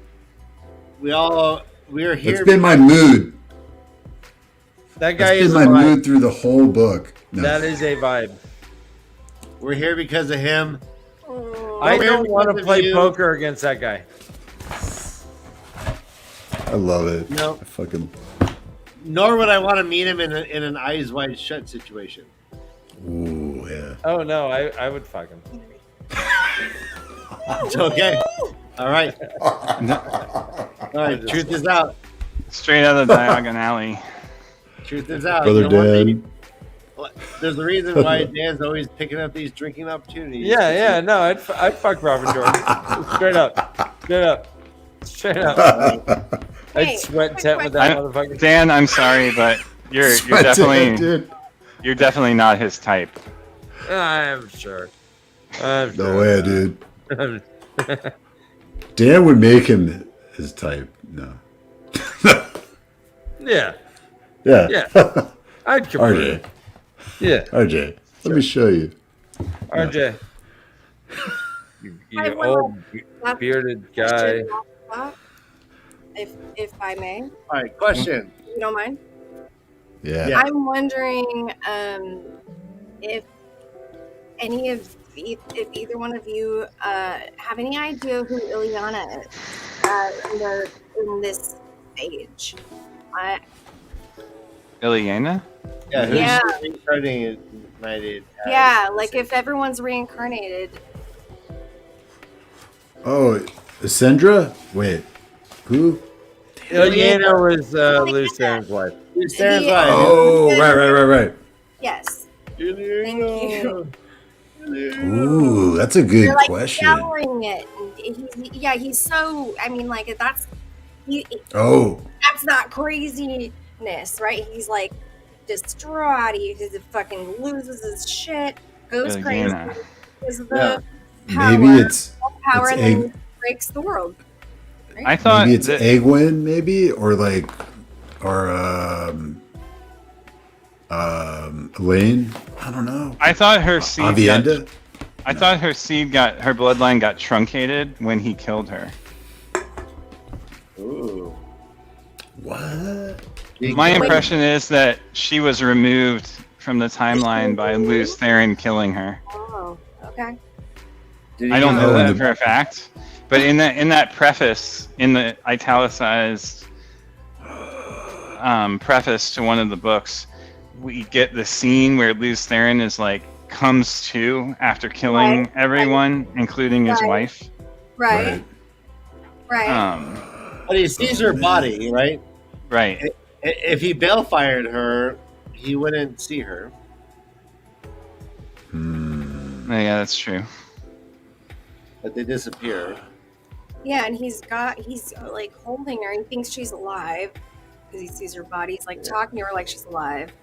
So At some point, yeah, but she's definitely there. But yeah, like, but not there. There, but not there. there, but not. I'm gonna go. Kind of like I'm me. gonna go read like, that. Well, just yes, dead puppet, but still full of life. so not full of No, life. I think it's a great Sorry, question. So if not you full of ever, life. yeah, I think like, What? I don't know. I'm She's sorry. doe-eyed and soft in Lanfear's And I don't know. Huh? eyes. I wanted to. I've been. Oh thinking yeah, she doesn't like Lanfear. her. I've been Yeah, thinking Lanfear's. Lanfear, like she got trapped, right? And I was thinking that, and like it's like, ooh, like Luce Theron, my love, and it's very similar language to the prologue. I think we were speaking of, Josh, and so it made me think of that, and we're just talking about a lot of reincarnation stuff, and I'm like, ah. Anyway. Do you think Lanfear Lanfear might be the Lanfear could be her, then Ileana? she hates herself. Lanfear just hates herself. Yeah, I do think so. Whoa. So I got to I go do back and read There's that. a lot of behaviors to unpack here. yeah, I'd love to be Yeah. on Watch You Feeling sometime, puppet. Or Ryan. who? Oh, just saying. Anyways. Wait, nothing. who's Ryan? Nope. What? No. It is. Yeah, beautiful, man. Sorry. Amazing. I love this. It's been a great discussion. I really like this brief form recap we tried to do. We tried to do. Yeah. We did try. No, Sorry. Dan and I have not really talked much. You guys have just been taking over, and we love it. Really, you guys should start your own show sometime. All right, Dan. The way of the Yeah. shadow. No. I know, right? Yeah. The way of the dark friends. I love you, brother Dan. You ready to end this? Dark friend hour. Yeah, do it, bro. All right, well, everyone, if you want to support the puppets, we have a Patreon. All our links are in the description of this video. We have, find us on Twitter, find us on Instagram, and more importantly, find us on Discord. No reaction at all. I love, that's my love language is touch. Yeah, All right. we have a show every Tuesday, every Sunday. Thanks for joining us. I'm not. The next book is coming up. Yeah, Is it Fire's Ahead? Yeah, we're gonna talk about how long of a break we're gonna take, but we're gonna start book Book 5. 5 soon. I What is gotta it admit, I called? was nervous about this show. I was thinking like, oh man, I'm hoping one of these fucking readers will be like, all right, guys. Yeah, after it's called book the Fire's 4, I gotta stop. But Ah, no, I've yet to hear this. So yes, crew's coming back. Rocking on. All right, ladies and gentlemen, we love you, we respect you, and if you are in danger, please run for your life. This is The Way of the Leaf. Bye. Bye, everybody. Love you. Bye, everybody. yeah, We'll see you soon. later. Love you. We